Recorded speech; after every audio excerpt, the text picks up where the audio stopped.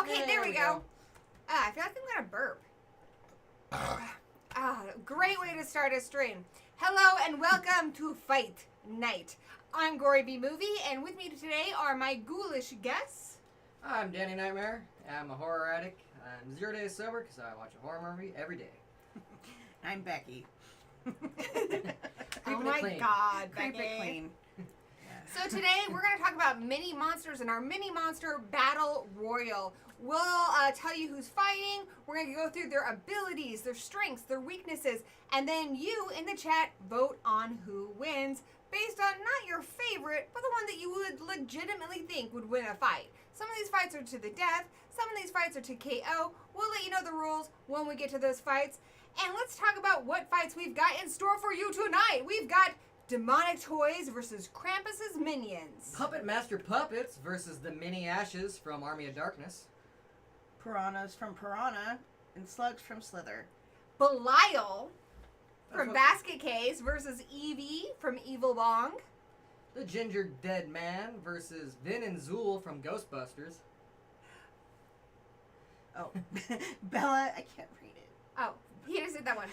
This is the Uninvited cat, this one here, versus the troll from Cat's Eye. Ghoulies and Hobgoblins. And then Gremlins and Critters for the main event. It is going to be an exciting night of mini monster fights, and we are going to kick it off with the Demonic Toys versus Krampus's Minions. I did do a little research today. Oh, before we get started, what we always do, I'm going to show off our cool shirts. Yeah, I got Basketcase to represent my boy Belial from Basketcase 1, 2, and 3 here on the VHSs. It's a pretty rad shirt, though I'm not 100% sure on his odds. I'm still cheering him on. I am representing my favorite B-movie. This is Uninvited, the Greed and Clark classic about a mutant cat that pukes up a smaller mutant cat. And I am wearing a dress with mushrooms on it. Yeah. Adorable. Because you're a fun guy. Yeah. He is a fun guy. I'm going more the possessed toy. I was trying to dress theme like. Yeah, I like it. So yeah, a lot of the ones you might think of, like Leprechaun and Chucky, aren't going to be on this one because they are on Slashers, which will be next week. Yeah. That'll be fun. Beveragey. So nice to see everyone in the chat today. We got my buddy, Mr. Flickster. Great channel, by the way. Great streams, great content. The Slimy Green Creep Machine. My brother, Zigma. Dr. Waluigi. Fire Frost.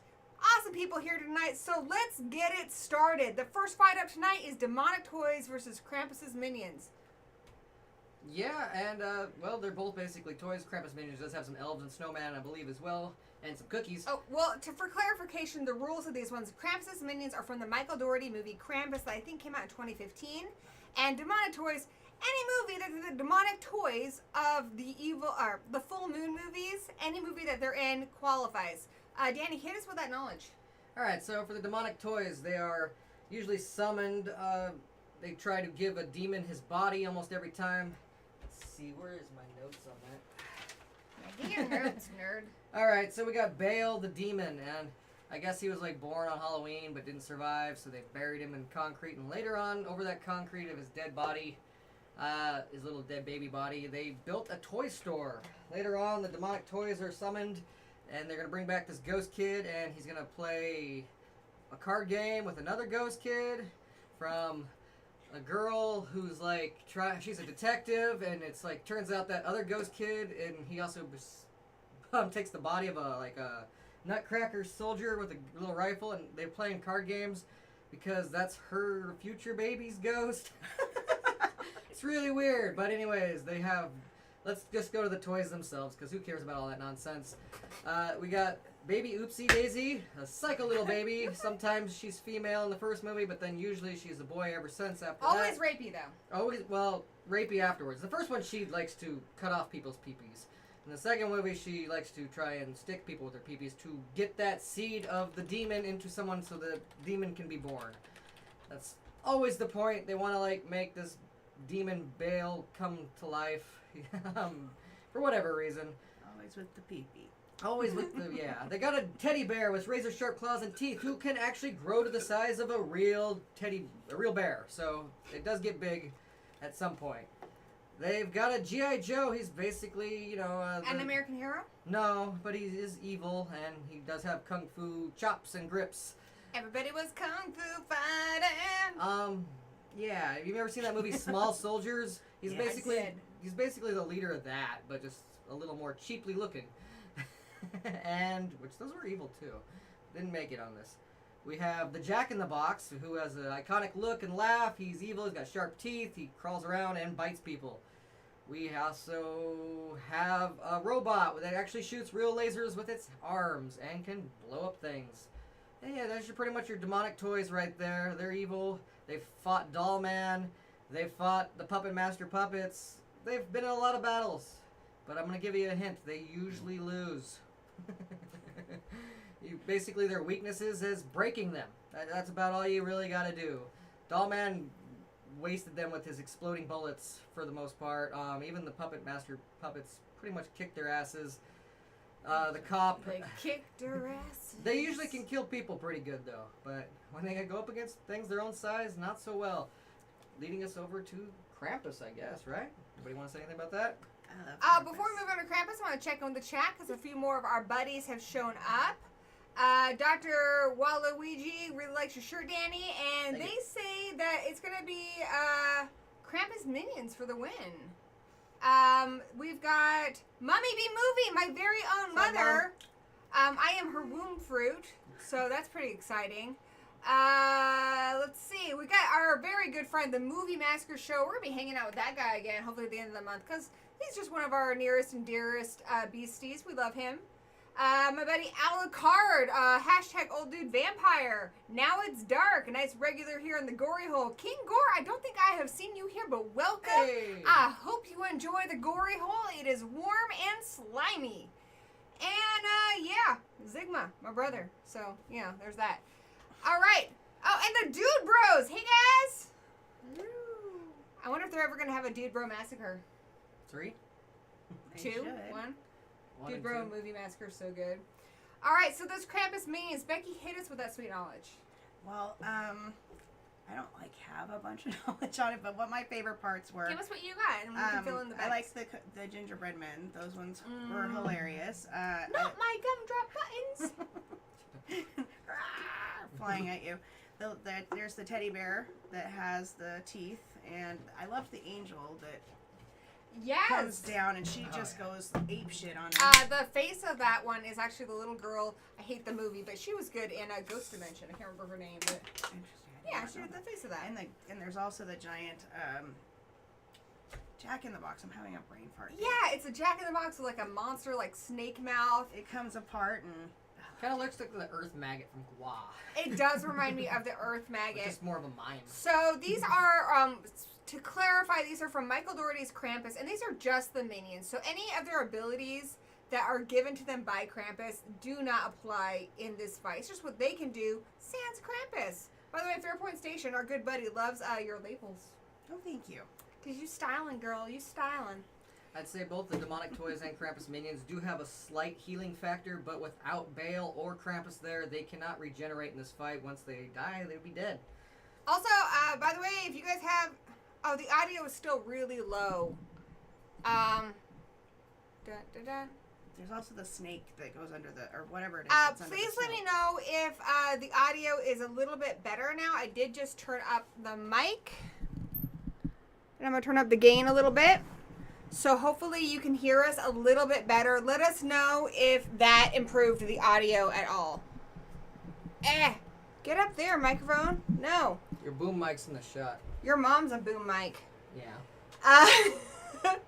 So, Danny, give us some of that sweet factoidness for the Krampus minions. I know you did the research today. Well, they have pretty similar powers to the Demonic Toys. None of them can shoot lasers like that robot. Their Jack-in-the-Box is a lot bigger than the Demonic Toys Jack-in-the-Box, though. Like, it can swallow people whole, where the Demonic's one can just take chunks out of you. Granted, I guess... No, that was when he fought Dollman. There was one time when the Jack-in-the-Box seemed bigger, but that's because it fought Dollman, who was tiny. Dollman, fighter of the Knightmare, Yeah. champion of the suns. Sorry, I'm so sorry. Master of karate. No, And anyway. friendship for everyone. Dollman is not included in this fight, though. Why not? He should have been. Yeah, he should have been, like, nominated. Speaking of things that should have been nominated, we should have got the evil penguins from Gwar. Ah, penguins, fight! Facehuggers. What?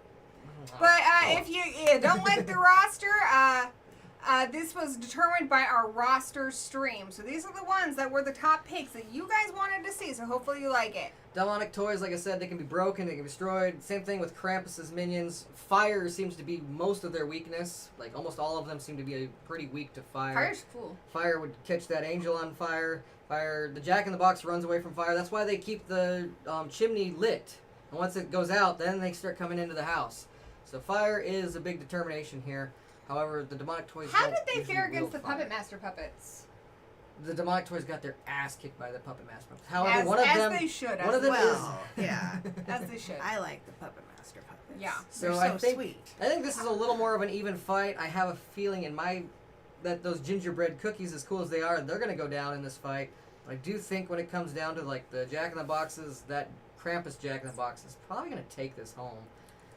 Well, yeah, and the snake guy that just sucks you down into the snow. Yeah. Checking in with the chat, want to see what their votes are. Movie Massacre says they said the Krampus minis, for me, they have much more powerful supernatural abilities. I hate to say it, but I do, that was hard to say as I love the Demonic Toys. Everyone seems to like the audio better. Glad, that's awesome. I'm glad y'all, going with the Krampus minions for show. King Gore, I think, King Gore, I just want to say there's always a special kinship, I feel, with other people named Gore or Gory. So welcome to the Gore brotherhood, sisterhood, theyhood, whatever you want to call it. Welcome to the Gorehood, my friend. I would say Baby Oopsie The Daisy Gory is hole. definitely more evil. This is the Gory I hole. know, that's... Baby Oopsie Daisy is definitely more evil than any of the Krampus minions, but just being more evil, it's still a little baby doll with, a knife? It's not going to do much. You could kick it. Rich is going for the Krampus toys because they have more supernatural abilities. Page Films and Plastics, have not seen you here, but welcome to the Gory Hole. They say demonic toys, of course. And my good buddy Ben Grimm is here. He says, but the Puppet Masters turned all Jason X when they fought, all cyber enhanced. We're going to get to those Puppet Master puppets, but for right now, it's demonic toys versus Krampus. Who do you guys think is going to win? I think Krampus Krampus for the minions. most part has this. The Demonic Toys do have that giant teddy bear that's got razor sharp teeth and claws the size of a real true. bear on its side. And the robot that can shoot real lasers would do a lot of damage. Frickin' lasers! But that robot is easily breakable despite the fact that it can shoot lasers. So once they take out that robot, I think they pretty much have it on Krampus' side. There will be casualties. There's going to be a lot of broken toys. A lot of kids going to wake up Christmas morning with a bunch of destroyed toys all over the house. nothing they're really gonna want. But Now it's dark says I'm a big Krampus fan. I loathe Christmas and Santa. Me too, but I do love the movie Krampus. I do love the Krampus mythology. I'm a big fan of Yule being a Wiccan practicing person. But yeah, Christmas is it's a little commercialized. I'm more of a Halloween gal than a Christmas gal. I love Christmas and Halloween, and I just like any excuse. I love to that do, because like you are basically a big kid, and that's why I adore you. Yeah. I adore that. I like it when Christmas is spooky. Yes, Yeah, me we too. did a Halloween Christmas tree one year.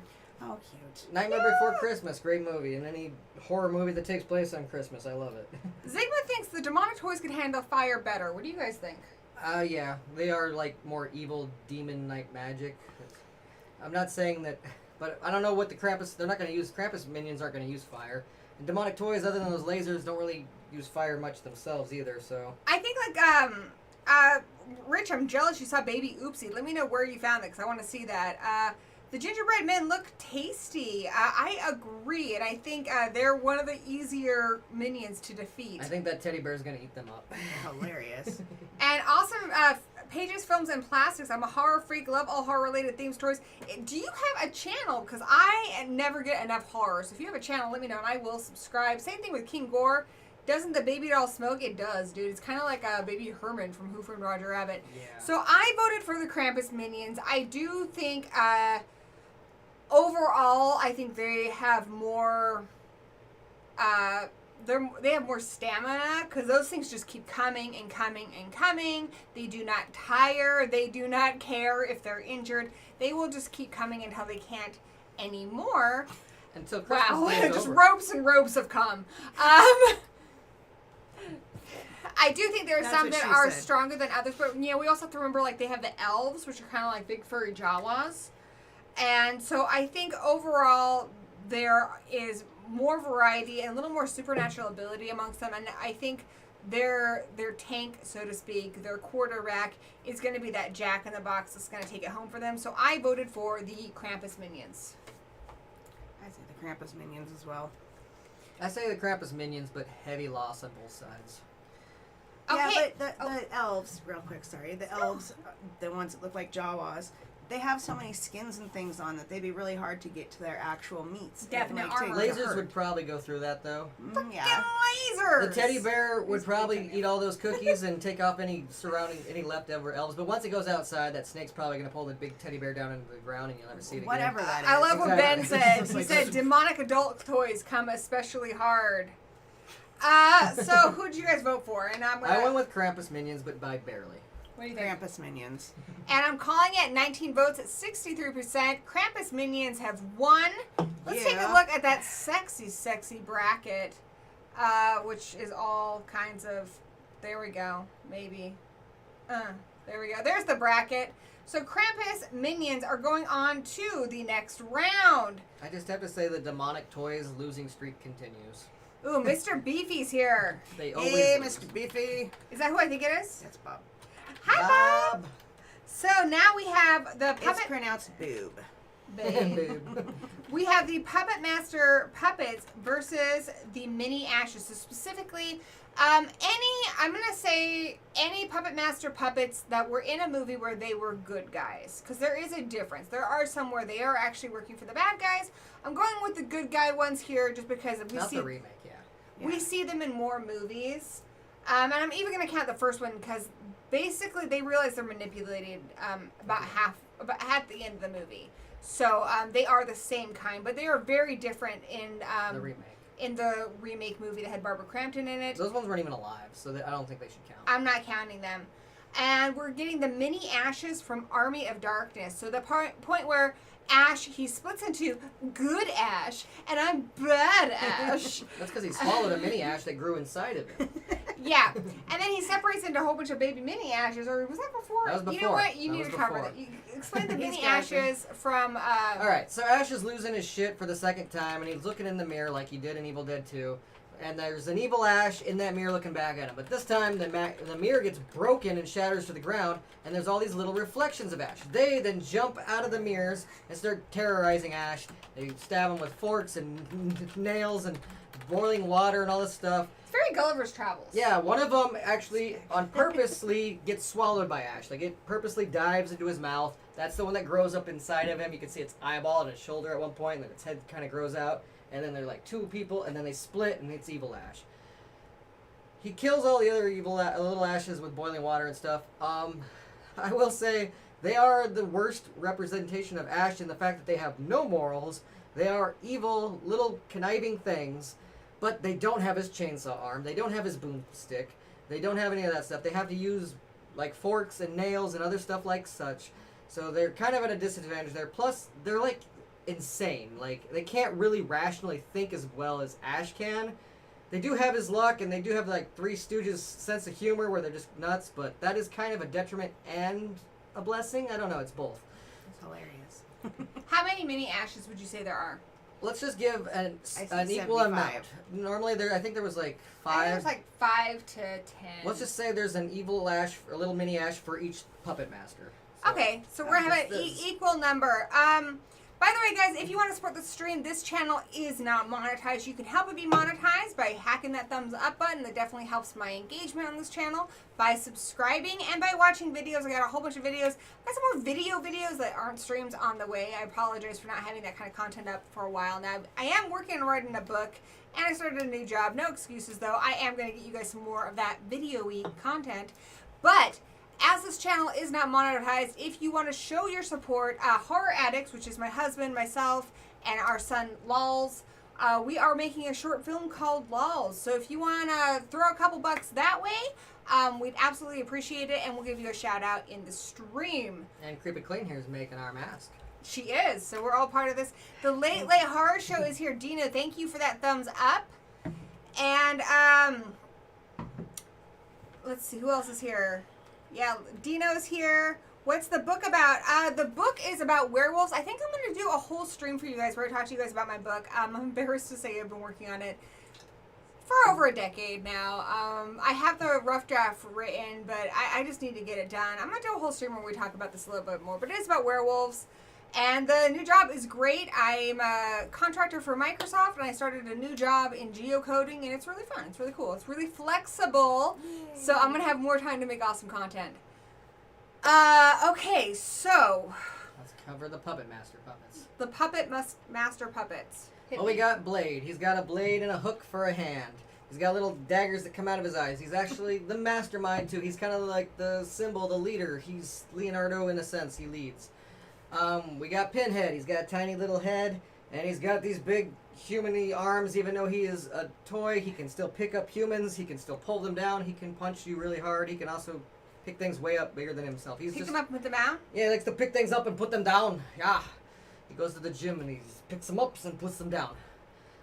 We got Torch. He's got like kind of a skeleton armored head, a spike on top. He can also shoot a flamethrower that's really effective on enemies of all size.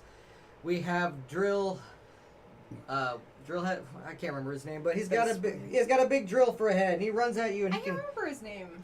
I can't remember either. What about Six Shooter? We got Six Shooter. He's got 6 arms, and they each got little 6 shooters. Leech Woman too. Even though they're tiny bullets, they Leech still Woman's can kill a weird. woman. The Leech Woman, she can vomit leeches. That's kind of her thing. And they're also a little more effective than your normal leech. They will suck you drier quicker.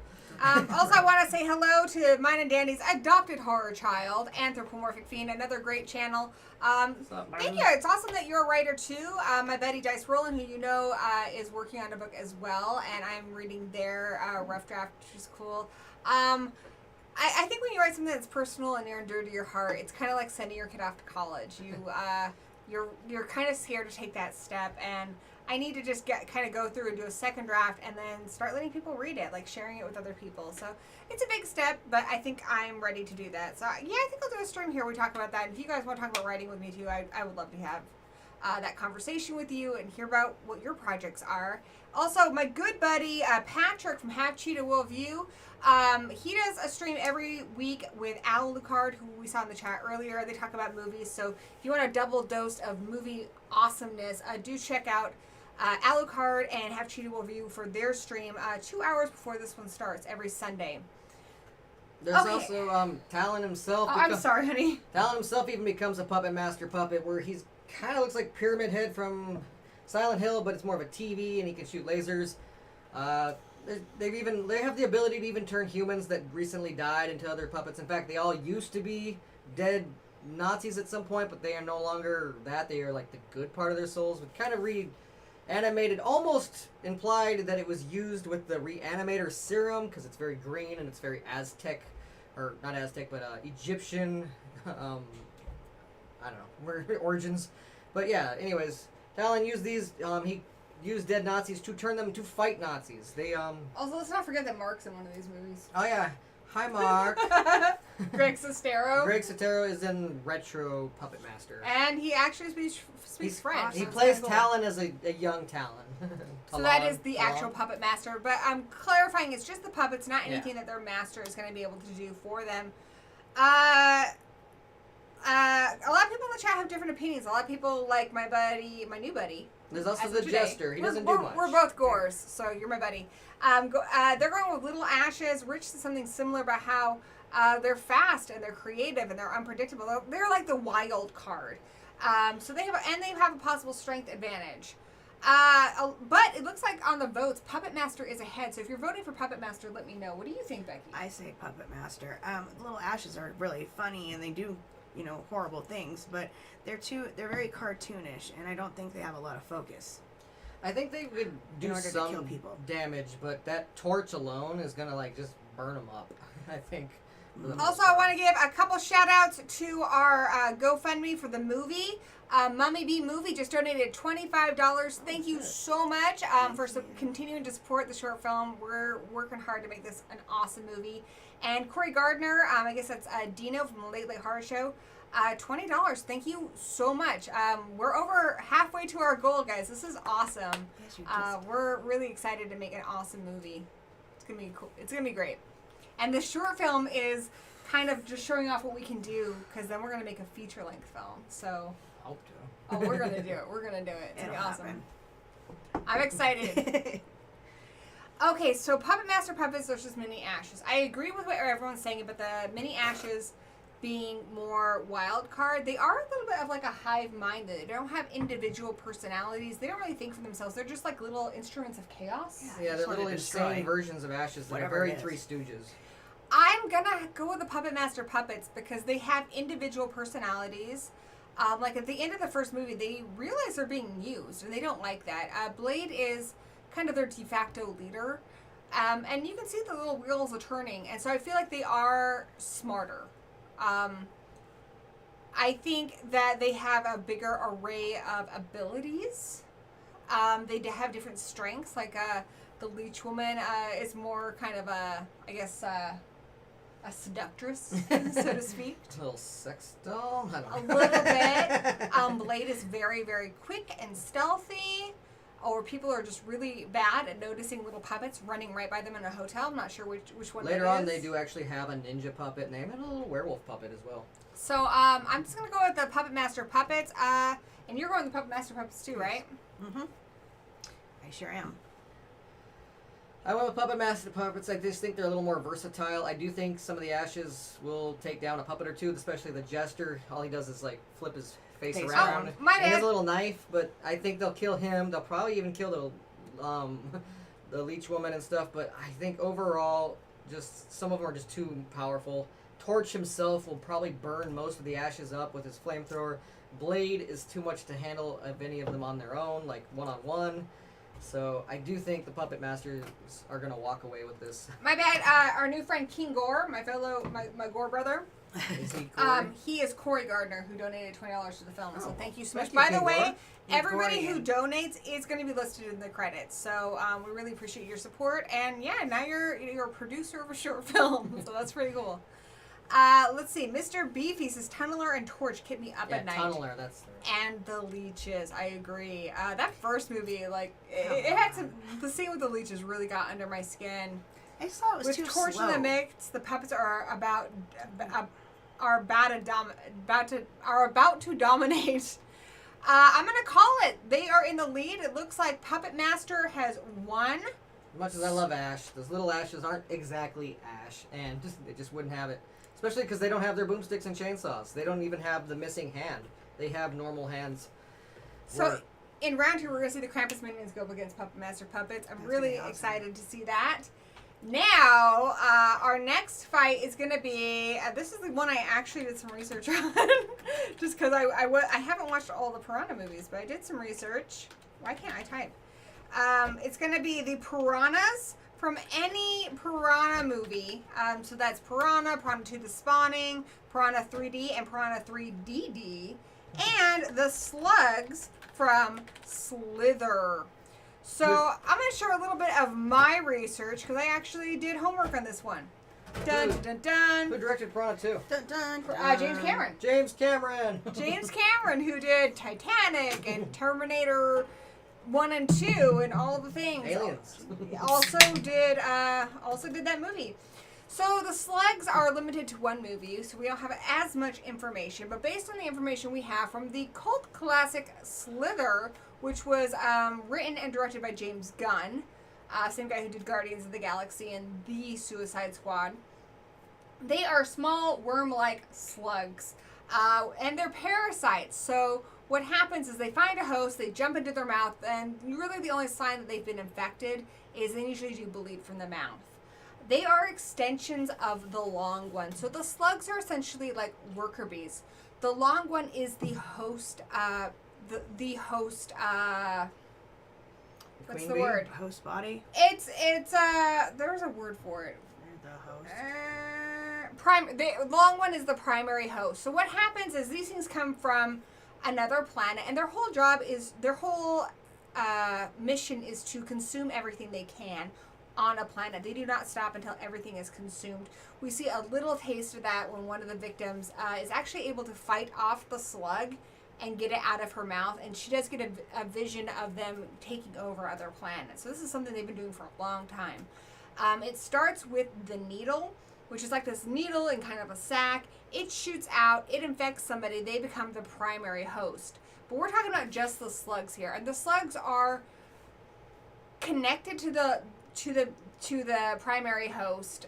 They infect other humans, and they can change the way they communicate and the way they act, but they can't do anything that their body isn't already capable of. So they can't make the humans fly or anything.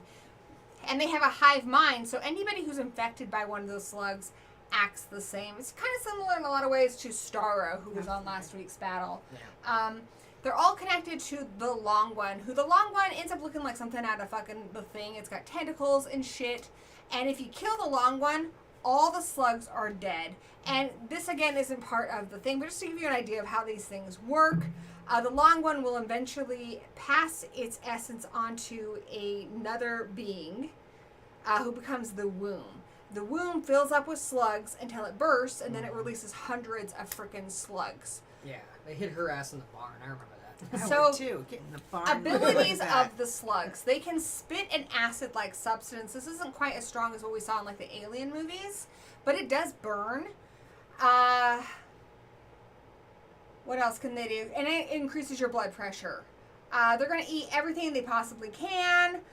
You can, I mean, it's possible because Kyle did it. You can, if you kick their little asses, pull them out, you can stop them from infecting you. They can kill anything living. So it's not just humans, but they tend to like humans just because humans are smarter. The one that Kyle got out of her mouth was killed by a hair straightener. So they're vulnerable to being burned. Okay. And ultimately, the way they're killed is the long one is blown up. And like I said, the long one's killed, all the slugs die because they're all connected to the long one. And the idea is once the primary host is no longer a threat, and then they turns back into the needle and they go to another planet.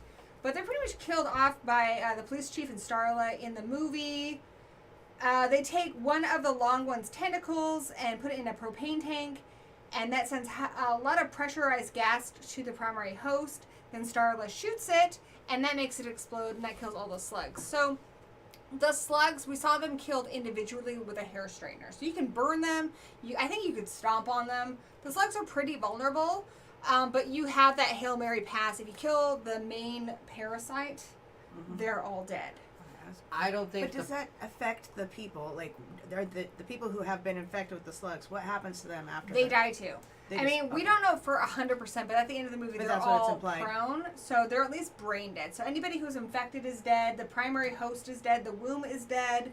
All the slugs are dead. Everything connected to this entity is dead because they're all part of basically one hive mind. Right. And there's a chance that maybe if like you took no damage and the slug wasn't in you very long, that you would recover. But it's not really known for sure. You might straight up just die once it's Well, I just into was your wondering, spine like, brain. parasites out, do you come back? My guess is, though, No. that primary host is going to be in a barn safe somewhere far away from piranhas. And even though the piranhas are going to probably chew up some of those slugs, once a few of the slugs get into the piranha and start controlling the piranha, it's just pretty much game over. I want to give you a little bit of information on the piranha, but first I'm going to address some of your questions in the chat. Now It's Dark is a fan of the Piranha films. I've seen the original 3D and 3DD. I haven't seen Piranha 2 the Spawning, but I did research it. That is correct for a point station. And yeah, they can infect non-humans. When Kyle has a vision, she actually sees them infecting like dog creatures. They just prefer more intelligent hosts. And the slugs do have, I don't think they have acid blood, but they spit like an acid, but it's not super strong. Yeah, burning venom, basically. Basically, yeah. Spicy venom. So the piranhas, we're going to include the piranhas from Piranha, Piranha 2, Piranha 3D, and Piranha 3D. So these are slightly different. So to clarify, basically Piranha and Piranha 2 are continuations of each other. The Piranha in Piranha 1 is a mutant. It was created as kind of like a weapon to be used during war. And what they did with these piranhas is they made it to where they could survive living in colder water temperatures because they wanted to use it in Vietnam. And they kind of lost control of it and they escaped. So they can survive any temperatures. They're not like normal piranhas. They can survive cold water temperatures. They end up attacking a water park. In Piranha 2, they mutate further and they're actually able to fly. In Piranha 1, they're killed by like basically toxic waste. They try to kill it with poison and that doesn't work, but the toxic waste does seem to be effective in killing it. In Piranha 2, they're killed with a bomb. Then Piranha 3D and Piranha 3DD, it's a slightly different origin story. These are essentially prehistoric piranhas. Yeah, they're prehistoric piranhas that are awoken by like a tremor. In Piranha 3D, they're killed by an exploding propane tank. And then in Piranha 3D, they pour gasoline, because it's like at a water park, they pour gasoline into the water and they light them on fire. So they're vulnerable to fire. Also, they share characteristics with normal piranhas, in that piranhas have extremely strong bites. They hunt in swarms of piranha. Devour quickly. They devour things very, very quickly, take it to the bone. So they're pretty strong little fuckers. I'm still going to go with the slugs just because I know a few of them will get chewed up in the process, but enough of them are going to get swallowed to where they're going to control the piranha, and once they control the piranha, it's game over. Zigma brings up a very... Sorry, sweetie. I just gleeked on her. It's like, a thing I do. I'm totally used to it. Anthropomorphic Being says they've only seen the Joe Dante movie. How are the others? I like the Joe Dante movie. I confess I have not seen the James Cameron sequel. I think... They have little wings in that one. They're like... I think Piranha 3D is really fun. It's goofy humor. Like at one point, Jerry O'Connell from Scream 2 gets his dick bitten off, and then it burps it up. That's my kind of humor. If it's your kind of humor, you might like it. The humor goes even farther with 3DD. They've got David Hasselhoff, and it's at a water park. But this is over the top, kind of raunchy, lowbrow humor. But if you like that kind of stuff, this is totally up your alley. I think it's hilarious, but the fact that it actually burps up his complete dick proves to me that they're going to swallow enough of these slugs without chewing every little bit up. Oh yeah, they're just gonna eat That it, is and enough. they're bigger than normal piranha. Exactly. That's so what I was just going to ask next, is how big are these things? the They're slugs are gated. pretty small, but they don't. If like I said, if they can swallow a whole dick and burp it up without the dick still being intact, that means plenty of these slugs are going to get in their mouth, unchewed up, and going to take over their bodies. Zygma wants to know how many planets have the fish taken over versus how many have the slugs. The slugs have taken over at least one other world. Because Kyle has a vision of like a different kind of being on another planet. I'm assuming more than one because it doesn't seem like they're near their first rodeo. Yeah. The piranha, those are mutated, and we basically see their first run in Piranha. Obviously, some of them got away and continued to mutate and were in Piranha 2. Then it's rebooted with Piranha 3D. They're prehistoric, so they haven't been around since that age. And I guess a few of them survived and come back in Piranha 3DD. So, real quick, does the piranha, do they stay in the water? Because, I mean, I could see that being... They can fly. They can fly, so they can do something outside of the water. Because I think that would be, like, They a huge need to one. go back to the water eventually, but they can fly and, like, get you on a boat or get you on the land if you're close enough. At the But they very can't end- fly super far. No, At the but- very end of Double 3D or 3D Double D, this little kid who's been told to stay out of the water by David Hasselhoff, because you're gonna die, kid, you're gonna die, and like at the end he's looking at it, and one of them shoots out and kills the kid, but it doesn't go far. Like it doesn't go like far onto the land. But Right, It so gets, the slugs would have an advantage because they Yeah. can go into people who can go on water or could go on land. they can go into people. They can go into other animals. They can go into the piranhas themselves. All right, then. King slugs Gore got says, mine. unless a piranha grows legs, the slugs will devour. I think that's a good point. Piranhas can time travel. Isn't Doc Brown in Piranha 3DD? He is in Piranha 3D, but Not they Doc can't Brown. time travel. But I appreciate the effort. They time And that's travel why I forward think only. the slugs would win. They get swallowed over and then take over the piranha. Yeah, that's how I believe. Piranha because they're friends with the Candiru fish. Candiru fish. Candiru fish? Mr. Beefy is obsessed with the Candiru fish. What is the Candiru fish? The Candiru fish is in the Amazon River in Swim up your wherever pee-pee? it's, I think it's Africa, right? Am I right? Because Amazon's in Africa. Anyway, It's in South America. South America. Okay, so there's a fish that if you, they say that if you're in the water and you pee, It'll swim into your it'll pee-pee. swim and go right up your wiener hole. Whoa, Or dude. Vagina hole. Mostly wiener holes, But though. either way. And then once they're in, they let out spikes so they can't be just taken out. That's awesome. And then they I mean, do that's their thing. I don't tragic. understand what the point is. They but it's sting disgusting. and The bite the point inside is of that your the points are in your urethra. wiener hole. They are totally in your wiener hole. That's And amazing. It hurts like hell from what I hear. Also, we got a direct quote. If they can swallow the whole dick. Danny, August 14th, 2022. Exactly. I'm glad he likes Nice, that. Fair Point. By the way, Fairpoint Station has been a big supporter of both our channels for a long time, so it's Put always that on my great to see her. tombstone. You got it. Guys, I'm gonna go. I'm voting now. I'm going with those slugs from Slither just because they have conquered many planets before. They are a lot smarter than the piranha, which are just eating machines. The slugs are also eating machines. That is their goal, is to consume. But I feel like they're a lot more intelligent about it. They have more of a system. Yeah, and honestly, you can kill one of them, like with a hair straightener and stuff. But there's hundreds more, and it's a lot harder to kill the long one than it is to poison or, I guess, blow up all of the piranha. Yeah. So I'm going with those slugs. What do I you guys think that long one is going to be safe Oh. somewhere on shore, like in a barn far away. And the piranhas are going to chew up a bunch of those slugs, but there's so many that are going to get past them. And once they're controlling the piranhas, they'll turn on the piranhas that are not under their control, which those are just animals and won't understand. And yeah, it'll eventually be all the piranhas under control of the slugs eventually. Becky, who are you voting for? I'm voting for the slugs. I think they have a much bigger advantage than the piranha, being that they, go on land and water, and not to mention they're horribly gross sounding. I Last love it. comment, I'm going to call the vote, so get your votes in. Martin says, I have a distinct memory of going to a horror lecture at my library where the lecturer went on a tangent about that fish. Seriously. All right, got your vote in? Yeah. And it looks like the winner is the slugs from Slither. They are going on to the next round. I am excited about this next fight. I feel like the piranhas were a more effective killing machine. It's just in this fight, it's not what matters. The slugs will take over the piranhas and use them against themselves. I'm excited about this next fight just because it's got one of my favorite characters. Also, my middle name is after one of these characters. Belial. My name, the B in Gory movie actually stands for Belial. True story. Gorificus Belial movie. But I just got it's only what my family calls me. It's too fancy. I thought it standing for boo. Thank you, baby. Aw. So we've got one of my favorite characters by one of my favorite directors, Frank Henenlotter, Belial from Basketcase. So I'm going to break down this story here real simple for you.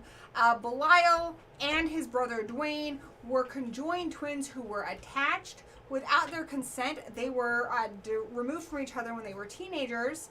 Their aunt was always accepting of who they were, but their father was not, so he ordered the surgery. And then as adults, they go and hunt down everybody who was a part of that surgery. What can Belial do? Now, Belial doesn't have a lot of maneuverability. Belial relies on Dwayne to transport him by a basket. That doesn't mean he can't move, though. There is a scene in the original Basketcase where he gets out of the basket. It's a great claymation scene.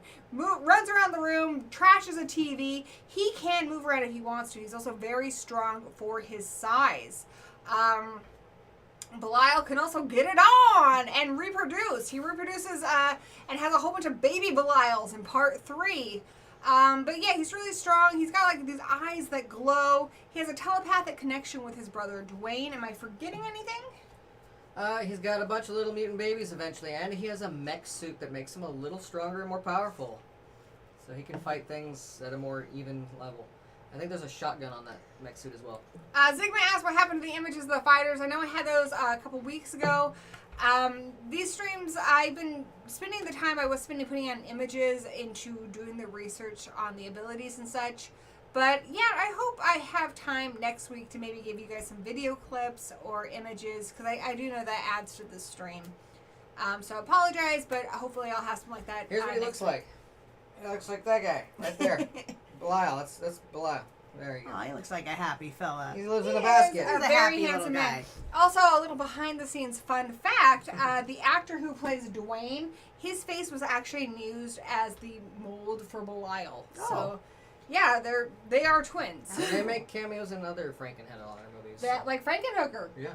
When And, they're on the bus. And they're on the subway in Brain Damage. Yeah.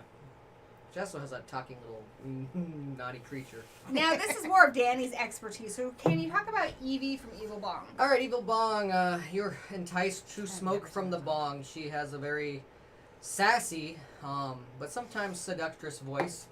She will give you all of her sassitude. But once you smoke from the bong, you become trapped in the realm of the bong. And therefore, it's basically a strip club with evil strippers that are evil and like they're demonic and they have, teeth where their boobs are and stuff like that. But they can kill you. Basically, just being there like drains your life. Once you are trapped in the Evil Bong, like it's a place a lot of people don't want to leave. A lot of full moon characters are in the original Evil Bong. They're just hanging out there because why not? It kind of reminds me of that episode of Supernatural where the Djinn is feeding on Dean, and the way they're able to keep him placid, I guess, is by giving him a vision of everything he wants. So Yeah, exactly. you go into the Evil Bong and you get to see titties or whatever it is that you get desire. drunk and stoned and you're just enjoying a good time. It keeps you entertained so that you don't realize that it's sucking out your life force. The original That's Evil like Bong. the nicest way to go about it. The original Evil Bong, they defeat it by strapping dynamite to Tommy Chong. They also have like this guy. He looks like the angry video game nerd, and he's not into any of that. He doesn't like weed really, and he doesn't like loose women and all that stuff. So he's able to resist the charms, and he basically goes in there to save his friends who have all been succumbed, and they're just basically in the Matrix at this point, like giving up because they're all a bunch of stoners that are horn dogs.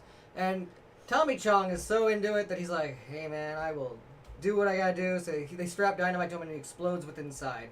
But the Evil Bong does come back. They fight King Bong, who has like Amazonian women. They fight the Space Bong, that has like space women. It just keeps going and it keeps going. So many bongs. There's so like little 8 of them now. it goes against Gingerdead Man, and they goes have a up against- baby named Ouija. Yep, they have a baby named Ouija. Gingerdead Man hasn't had movies since then, so Evil Bong technically won. And I hate to say it, but Belial likes to party. Belial likes to get laid. Belial likes to get party. drunk, likes to get high. Belial, sadly, all He these would weaknesses, totally I hate to say it, but all these weaknesses are going to work on Belial. As much as I really want him to win, I don't think he would. This is one of the few people in the lineup here that would be most succumbed to the evil Bong. Checking in with the chat really quick. Nice to see Torchbearer here. They say Belial versus Gabriel. That is an awesome dream matchup. We might have to approach that in our dream fights coming up. Wayne Turner says Stone Horror Comedy's Evil Bong versus Gingerdead Man is a good one. My mommy says Bong be gone. She's not a fan of that Bong. Margaret says, yes, evil strippers that are evil, as opposed to non-evil strippers. Gingerdead Man was originally Gary Busey. This is true. Mm-hmm. And the evil Bong baby, Ouija. Oh, another... Okay, never mind. Go on. You can't count Ouija. Here's the thing. I don't think... They figure out by the end of Evil Bong that Eevee's a total dick. And they hate Eevee. In all the subsequent movies, they fucking hate Eevee. But they always team up with her later on. But they end up having to team up with her. But Eevee is really relying on somebody to, one, they need to smoke the bong. Mm-hmm. And then she needs to have enough things within it to keep them occupied. So Eevee tends to go after kind of like dude bro boys. You're kind of stoner type guys. And I do think one, Belial would smoke that bong. Yeah. I do think Belial would initially be entranced by like having strippers and stuff, but Belial's not stupid. He's not stupid. He gets very jealous in the first movie when Dwayne gets a girlfriend. He's not stupid. I think after a while he'd be like, okay, why all of a sudden after all my years of life am I suddenly having multiple women all the fuck over me when usually people are kind of freaked out or repulsed by me unless they're a similar creature. I do think Belial is intelligent. One thing that I think when you have a lack of mobility, you have a lot more time to think. And Belial is a creature that we see that way. Belial has a lot of time to think about stuff, to stew about stuff. I think Belial would be initially distracted, but I think Belial is smart enough that they would eventually figure it out. Belial also, it's kind of like that Batman and the Joker thing. Belial's love of his life is his brother. It's not the other Belial creature, it's his brother. Being separated from Dwayne from too long is going to upset him. We also need to remember that telepathic connection.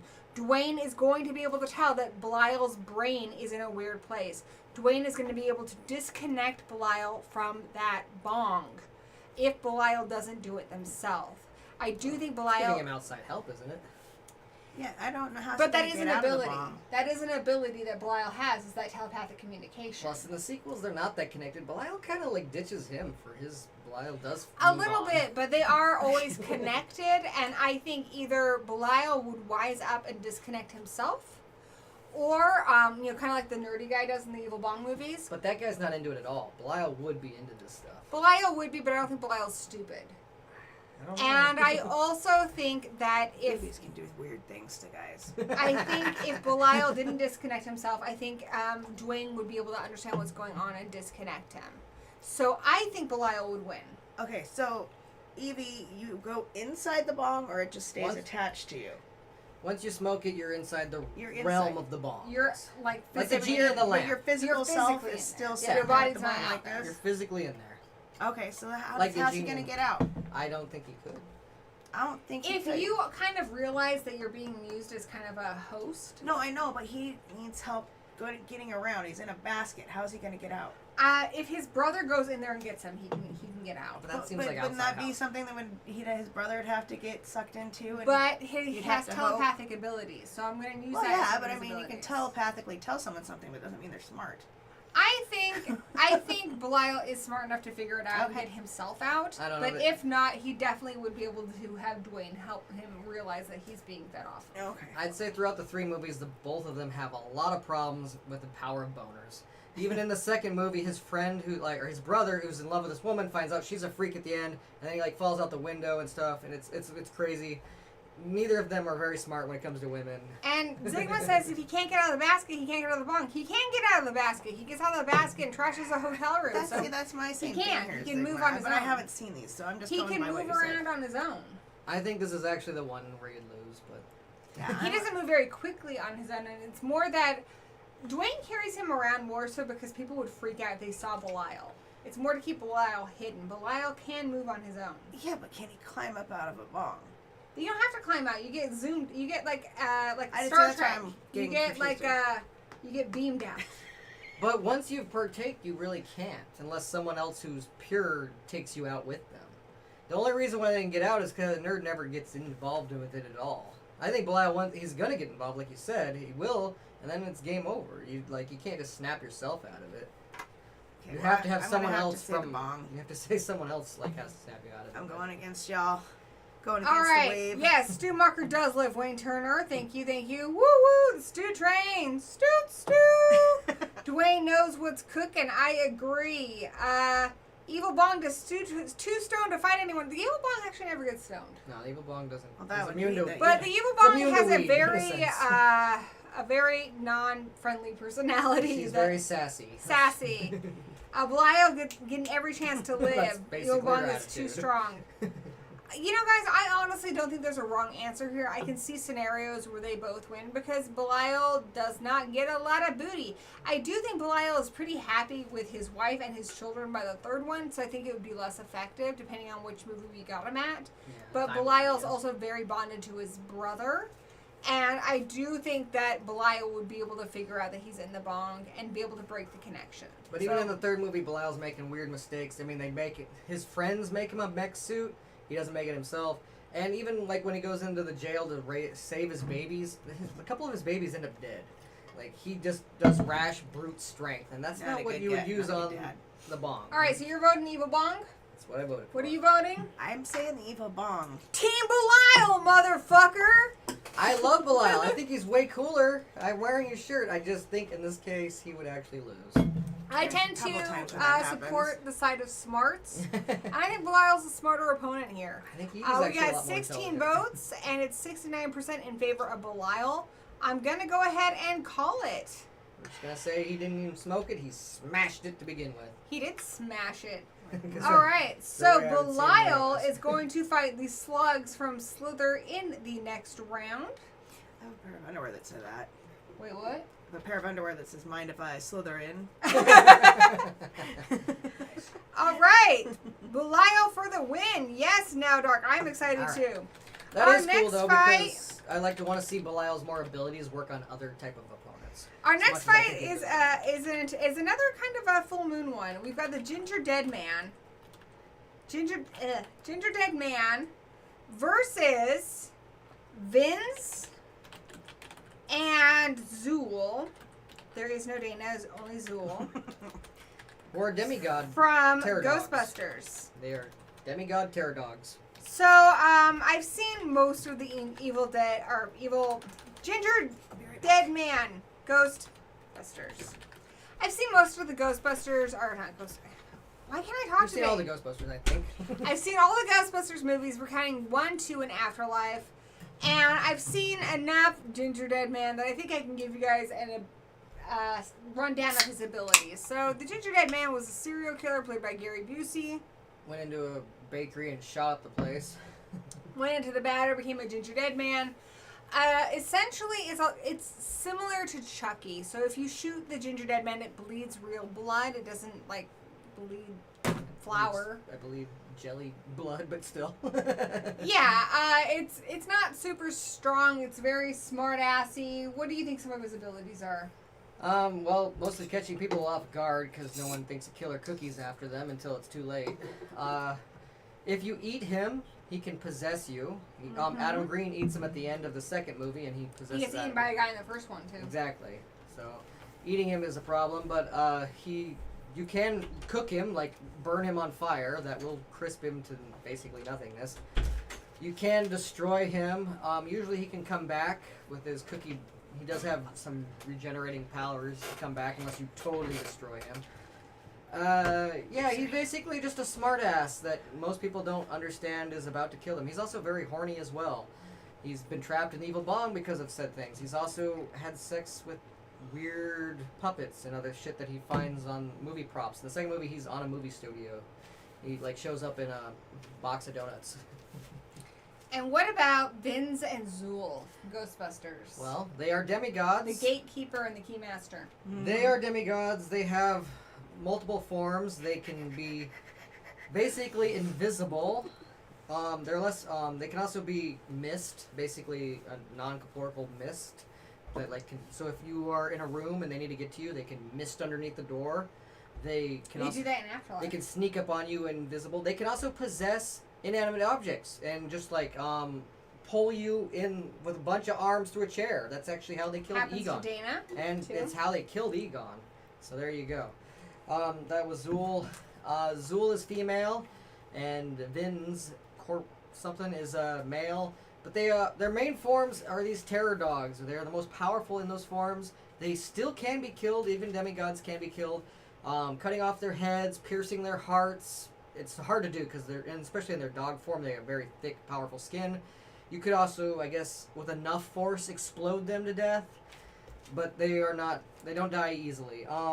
They're more killable if you can get them in their vulnerable stages when they possess humans. However, when they possess humans, they then fuck as the gatekeeper and the keymaster, and they open up the whole portal. But if you killed them in that human form, that's actually a vulnerable form for them. When they're in their dog forms, it's a lot less vulnerable, but they are still killable, hypothetically. If you have, a spear or a sword to pierce their hearts or remove their heads. But yeah, you'd take, iron, basically some sort of metal. That makes me think. I'm in the mood for s'mores. But like I said, they can be invisible and mist. They're less dangerous that way, but that will make them more sneaky or be able to get into rooms they can't access otherwise. But in their dog forms, they can almost break down steel doors. They are very powerful in their dog forms. That's basically the break forms. Down apartment doors. Exactly, and like I said, we're not counting Gozer yourself. We talked about this last week with Kaijus. We had the Stay Puft Marshmallow Man.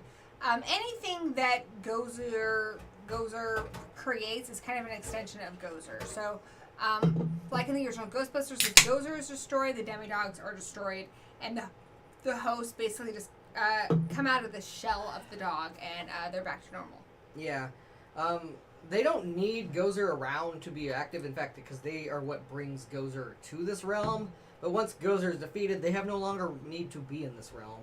So, that will get rid of them. But like I said, even on their own, hypothetically, you could kill them and stop them from Gozer ever getting here. Now, I'm really conflicted on this one because I feel like Vinz and Zuul, in their dog form, they are similar to dogs in that they want to eat and bite stuff. And Yes. I feel like they're going to eat that fucking cookie, but that is not in their best interest because then the cookie will possess them. But they themselves have the power of possession, so I'm not 100% sure it would work on them. What do you think? I want some s'mores.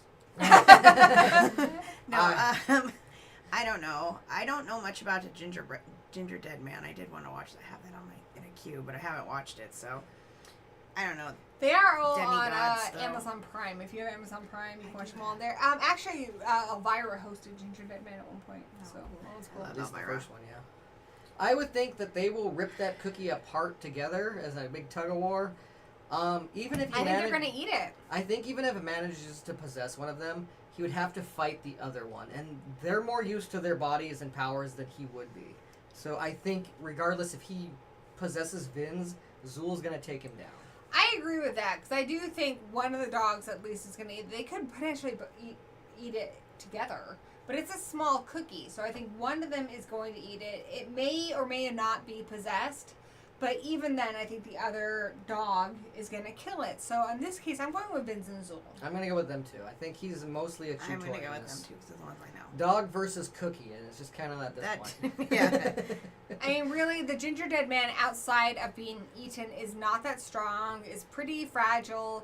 It's more mouth than muscle. The biggest thing the Gingerdead Man has going for it is that possession ability. But I think Vinz and Zuul are very strong, and there are two of them. So I don't think that would work on both dogs. He's not strong enough and doesn't have the thumbs to really wield an iron sword or spear to pierce their hearts or cut their heads off.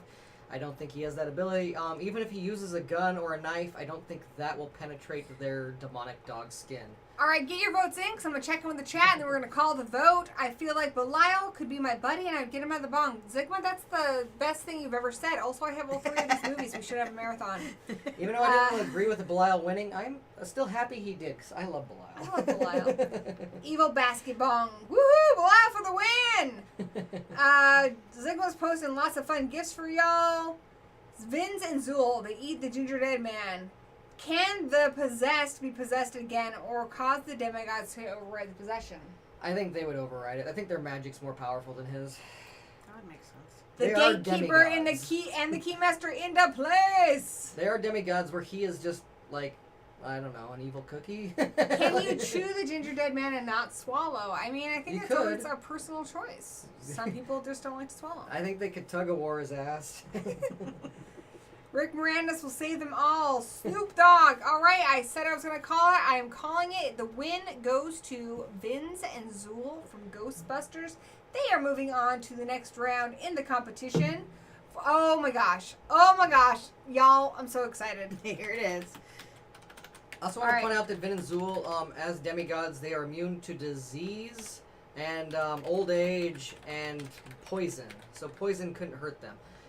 As for disease, technically they could get disease, it just won't kill them or affect them. It doesn't mean they couldn't carry disease and give it to other people. All right, I've got this one. I love this movie so fucking much. This is my favorite TCB movie. I watch it when I'm sick. I watch it when I'm bored. I watch it when I'm in a bad mood. I watch it when I'm sad. There's no bad time to watch Uninvited. I got the freaking autograph from Green and Clark on the wall. I have watched this movie probably more than probably even more than people who made this movie. I love this movie so much. So let's break it down. So this cat, its actual name is Lot something or other. It's a lot of numbers, and I can never remember all the numbers. Yeah. But the cat was being experimented on in a director cameo by Green and Clark. It was being experimented on. I don't really know what their end game was. There's only one movie to draw information from here. But the cat, it's this big fluffy orange cat. It does escape. And it's fast and it's stealthy, as cats are. So it gets away and it comes into contact with these two girls who are on spring break and who have been invited upon a yacht.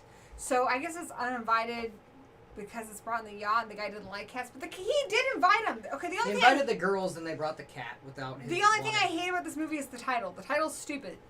This movie should be called Hairball. Yeah. And I'm going to tell you why. Because the best part about this movie is the cat's actually very sweet. But when the cat is threatened, its jaw opens very, very wide. And a small, kind of hairless mutant cat pops out. It's fucking cute. And it runs around and it bites people. It has an extremely strong bite.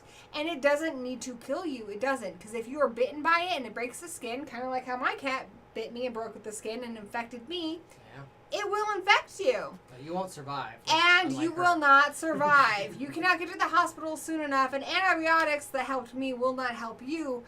This will eventually kill you. And it will kill you very, very Your quickly. body will like crack and pus and basically almost explode from inside. Exactly. So it just needs to Sounds bite you fun. once and break the skin. On top of that, anything the cat licks or touches with its saliva, eats, is infected. So they're stranded on this yacht and they can't eat any of the food because the cat's gone through it all. Oh. So if you eat that, it's the same thing as being bitten by the cat. You will die within 24 hours. Your So throat you're will done explode. fucked. What else? This cat is really good at survival. It's good at hiding. It manages to hide on the yacht. When the yacht goes down, the cat's able to survive on a suitcase. It gets into a fight with them while they're on a boat. And they think they've destroyed it, and it still shows up. Plus, it has like a different looking body at the end. Because it possessed a different cat. Though. So I think the thing inside of it can actually go into a different animal. I think it just prefers Well, when cats. it was on the raft with them, like, and they were like pushing it off the raft, and it went under the suitcase, because there was a suitcase full of money at some point in the story, because they were mobsters, the teenagers. But the cat survived in that suitcase, but he didn't. If you noticed, he didn't have his normal body cat. He was just the mutant at that point. So that mutant cat had to find a new cat on the beach. That's why little boy picks up a new cat, and we're like, oh. Uh-oh. Nice to see Mandy here. Nice to see you. So let's talk about the troll. So this is from the anthology film Cat's Eye. The one with the troll is the last segment of the movie. And it's kind of a small itty-bitty version of the troll from Three Billy Goats Gruff. Yeah. At least that's what the little girl thinks it is. So it's a tiny little troll that goes into this little girl, Drew played by Drew Barrymore. Barrymore's bedroom, and it pinches her nose and steals her breath. So it can steal the breath and eventually kill humans that way. That's what it However, feeds the off. cat sleeps with the girl and is aware that this troll is a threat. And there's a really fun scene, if you haven't seen the movie, check it out. Because there's a fun scene where the troll's like on a little record player and it gets thrown around. But this cat, I can't remember the cat's name. General, I think. General. General kicks its ass, and General has no special abilities. General is a regular brown tabby cat, and after a pretty big brawl, the cat is able to kill the troll. So I don't usually say it this quickly in the game, but I'm going to say if a regular tabby cat can kill that troll, then the uninvited cat has got this in the bag. Let's give the troll a little on his abilities. He does wield a sharp dagger that's razor sharp. True. He does have his own little teeth that are pretty sharp as well, and he can suck your breath out of you if he plugs your nose. And you're You not, need to be asleep. If you're and not aware. it helps you if could be you're a like probably a child. vegetable too. I don't think you necessarily have to be asleep. You just need to be prone. The uninvited cat is also bigger. The troll is Yes. yay big. It's teeny tiny. The uninvited cat is a large orange tabby cat, so it's quite a bit bigger. And the troll wears comedic jester bells. So It he's not the does. Oh, most- that's not gonna help. Why is that stealthy? Like, why would you That's want to not sneak gonna up on help. somebody sleeping with little jester bells? I don't know why, but he does. He is cool, but I think, yeah, you're right. If a regular cat... I would say General does have better abilities than your average cat, because he's in the other stories of Cat's Eye as well, and he seems to be subpar. He's a badass. You He want to seems say to be about a superior. Clovis But- from Sleepwalkers. I would say his physical abilities aren't better, but his intelligence is a little higher than your average cat. But regardless, if he doesn't have any abilities and he still manages to take out this troll, not super easily, but does manage to do it, a mutant cat Sorry. with the most venomous bite and all of this stuff, I think, is going to be able to Becky, do it. thoughts? I the cat from Uninvited. All right, this is a pretty easy one for me. I'm going to check in with the chat by the time I'm done, so I'm going to call the votes. Get your votes in now. Let's see. Zigma's sending in some gifts, and he says the cat would win. A normal cat was able to take down the troll, so it's has no chance against a super cat. I agree. It's pretty much exactly what I And said. it sounds like the troll is the average size of prey that cats go after. It's about the size of a mouse, yeah. I mean, like, or a rat, or So no pea special squirrel. abilities required. He is able to, like, manipulate the situation so where the parents of the little girl hate the cat and, like, throw the cat out and not let the cat back in. Yeah. Like, because he kills the bird and frames the cat, but that's not going to work on this uninvited cat, obviously. No. like, who gives a shit? It's very Tom and Jerry. Yeah. All right, I'm Gotta calling give the it to vote the now, uninvited cat for being and stuck in the ocean. Exactly. And survive. Uninvited Cat, I'm proud to say, has won. Thank you guys for supporting Uninvited Cat. By the way, if you guys have not seen that movie, that is one I definitely need to do all the gory details on my channel. But that movie is so enjoyable. Definitely check it out. It's cheesy. The effects are awesome in places. In other places, you can see the guy's hand inside the puppet. Plus, But it's awesome. it was made by Graydon Clark, who also did Joysticks, the very first licensed property movie to use Pac-Man. There you go. And it's raunchy comedy. I don't know if the people who made Pac-Man knew that when they signed up for it, but they did at least. We are getting into our final bracket, and this one gets pretty intense. These are little magical creatures. So we have got in one corner the Ghoulies versus in the other corner the Hobgoblins. Alright, so the Ghoulies are summoned and by Malcone, the leader of dwarfs and Ghoulies. He basically wants to use them as his little minions to, I don't know, do satanic evilness. And Because Satan. because Satan. Yeah. Because Satan. Because that's the whole thing. He some of them even appear out of the toilet, which they almost They'll forgot to do in get the you Watch in it, the Mom. end. right. Mr. Beefy's gonna have something. Oh, yes, he will. Well, yeah, because and then Ghoulies. Okay, so they kill Malcone and they blow up the mansion or whatever, and they like kill all the Ghoulies and the dwarves. But some of the Ghoulies escaped the explosion. They get up in the rubble, and those ones go hide in Ghoulies 2 into a haunted house at this circus carnival thing. One of the people who works at the circus is Phil Fondacaro, the little person that's in Willow and all these other stuff. He doesn't help him that he's dressed like one of the wild things grow, so he's all like wearing a furry like little demon suit. But they summon this giant ghoulie to show up and eat all the other ghoulies. They then try to eat him and the kid, but they manage to blow it up with dynamite. And kill it. Dynamite! So ghoulies can be exploded. That is a way you can kill ghoulies. You can also summon a bigger ghoulie to eat the little ghoulies. And then in Ghoulies 3, they go to college. They kill Bart Simpson's teacher by ripping her tongue Matthew out. Lillard's there. Yeah, Kane Hodder's there as well. But that's when they first start to talk. They kind of have a Three Stooges personality, and they're very comical. They can be controlled by the person who has their comic book, apparently, that can, like, it's used as their They're summoning. like little frat boys in that one. Yeah, and that one they're very famous. And the prince or the dean of the college has their comic book, and I guess if you ruin the comic book, it would kill them. Then in part 4, they're good guys, and they're completely different ghoulies, and they're a lot bigger. I don't know, it's weird. So yeah, I guess if anything, you can blow up ghoulies or control them if you have what summoned them, be it the comic book or I guess the demonic book in the first movie. They're minions. Yeah, they're little evil Their own minions. little Necronomicon. Yeah, basically. Saying hi to some buddies in the chat here. Mummy says, what about Church from Pet Cemetery? Church was in the lineup with the cat from Uninvited, and we decided we wanted just one cat, and unfortunately Church did not make the cut. Yeah, we had like a bunch I of hate that cat. we had a bunch of evil cats go It's a against freaky each one. other, and the Uninvited cat won. Mandy says, I take it the pedo troll might have a tough time with our furry combatant. I agree. Yeah.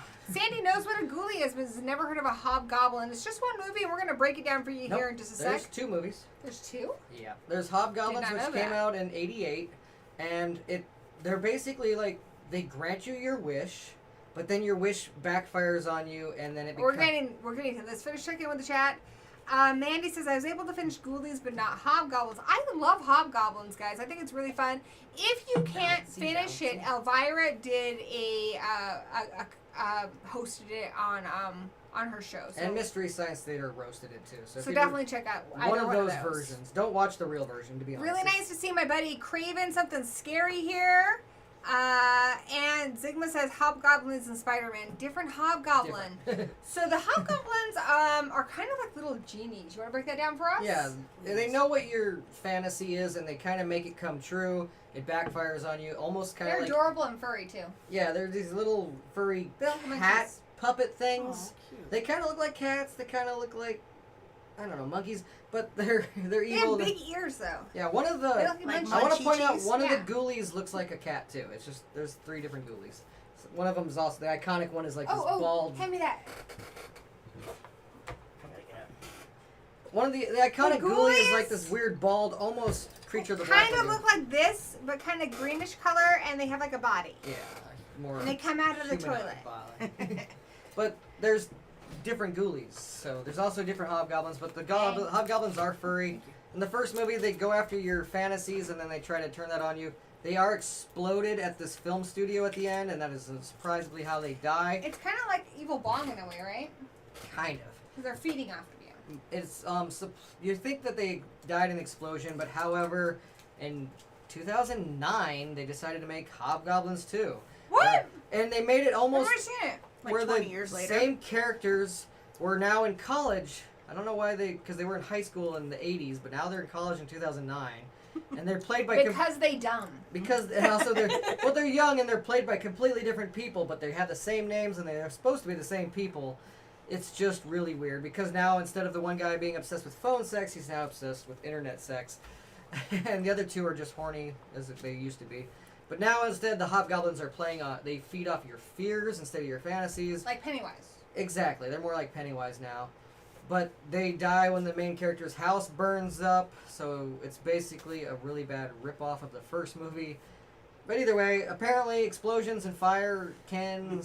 They take a chainsaw to one of them, but I don't think... it's weird. But yeah, they can be killed by fire, basically. Let's just say that. Fire's cool. Fire is cool, Beavis. All right, so who do you think's gonna win?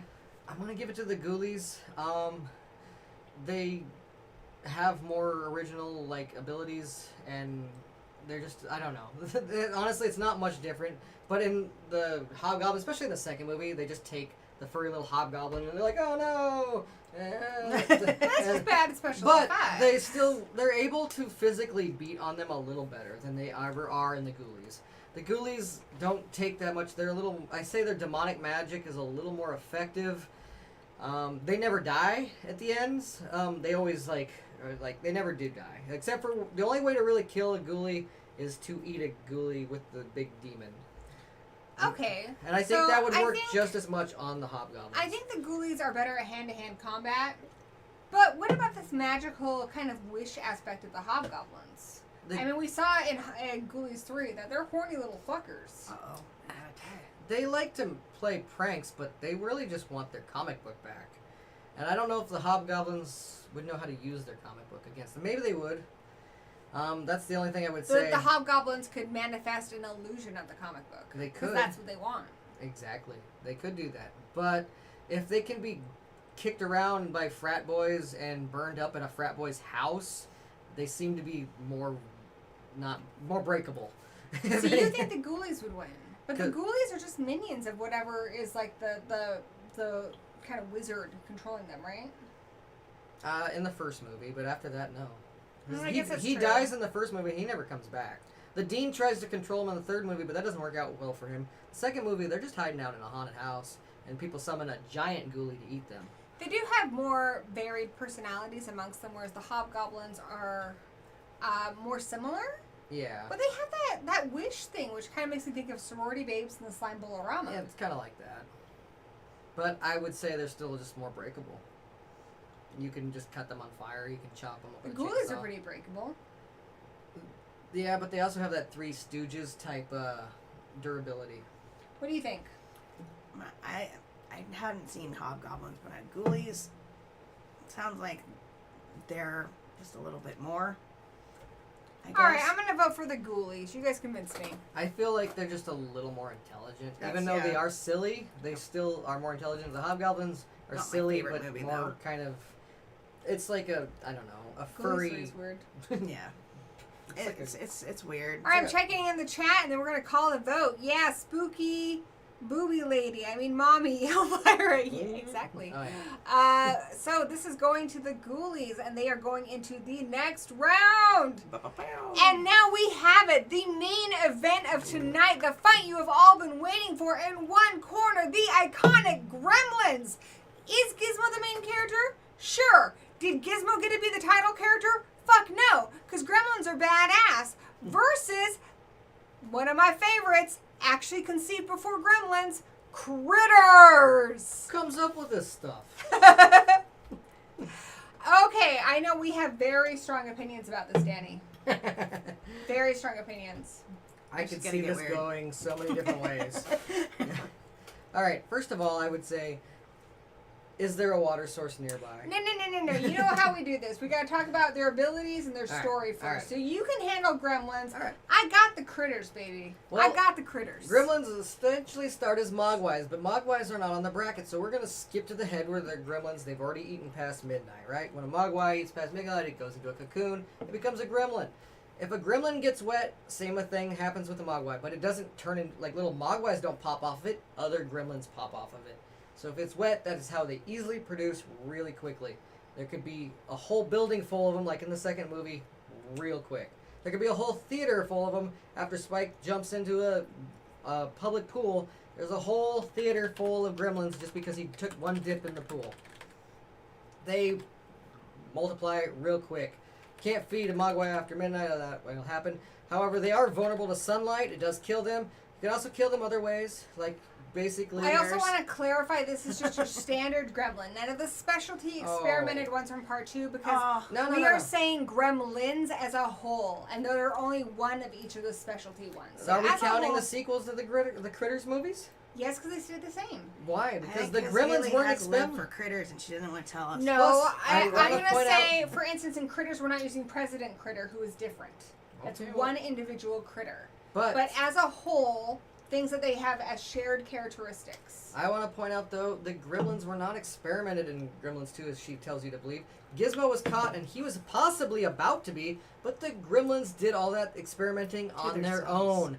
They find things, they use it themselves. So in this case, we can use their intelligence, but like there's only one electric one. There's only one Greta. There's only one of these other ones. And their so intelligence- it's not a shared characteristic, but their intelligence is. But their intelligence caused them to do this to themselves. I also feel like they accidentally did a lot of this shit to themselves. It doesn't matter. They still did it to themselves. Yeah, they saw the liquid. They're like, oh, I'm going Right. to drink this. This is Exactly. great. They dumb, right? Dumb motherfuckers. Let's break down my critters. So what are the critters? They are fucking Aliens. thug Fight's life. rigged. You want to know why? Because the critters were fucking in prison, baby. Space prison, as a matter of fact. How does critters start? They break out of space prison because they're thug life. This is like worse than Alcatraz, but my boys got it done. Then these bounty hunters get sad after them because they're like hard knock life, yo. Like straight up hard knock life critters. They come to Earth, motherfucker. And they're already mouthy little shits, right? They're awesome. They go around, they eat things, they have a whole bunch of very sharp teeth. Prop, please. Like my girl Sweet D here. So this is Sweet D. Look at it's all so those sweet. gorgeous teeth. Gorgeous teeth. What I like about the critters is they do this cool Sonic the Hedgehog thing where they turn into a ball and they're like do do do do They're do way do slow do do do do do. Suck my balls. compared to Sonic.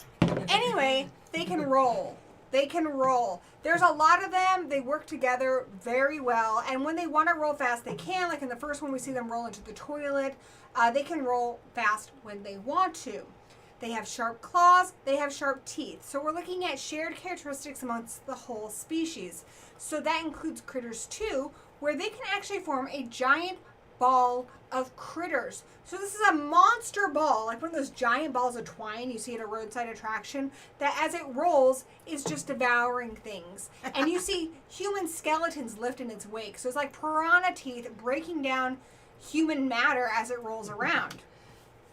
We don't get a whole lot of new information in Critter Street. I'm also going to not include the bounty hunters in this, because you could say, you know, anybody who went after them, the bounty hunters would go after anything creepy and green, like the Gremlins, but I'm not going to give that to the critters in this. We're not going to include the bounty hunters. We're not going to include specialty critters like the president, who has got like a voice talking box.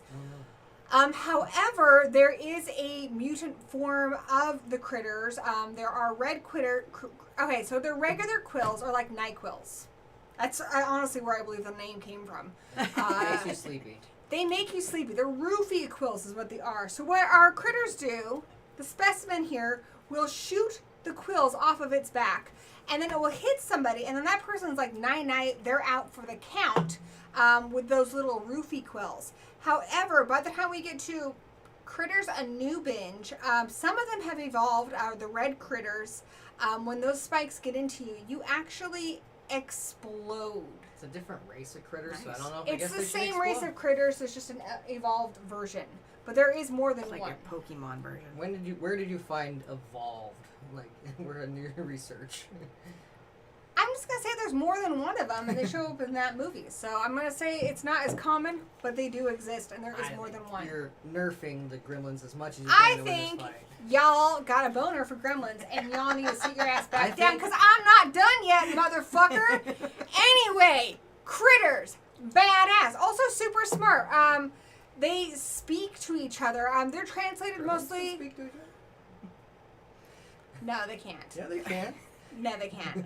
So the critters actually have enough language capability that they get subtitles for what they're saying. Why? Because they're intelligent motherfuckers. That's what. They're able to foil these stupid ass bounty hunters who follow them movie to movie. There's like humans with giant guns. Critters don't give a fuck. And you know what? The bounty hunters never fucking win. They never fucking win because these critters are OPP, yeah, you know me, #1 alpha predator of the universe.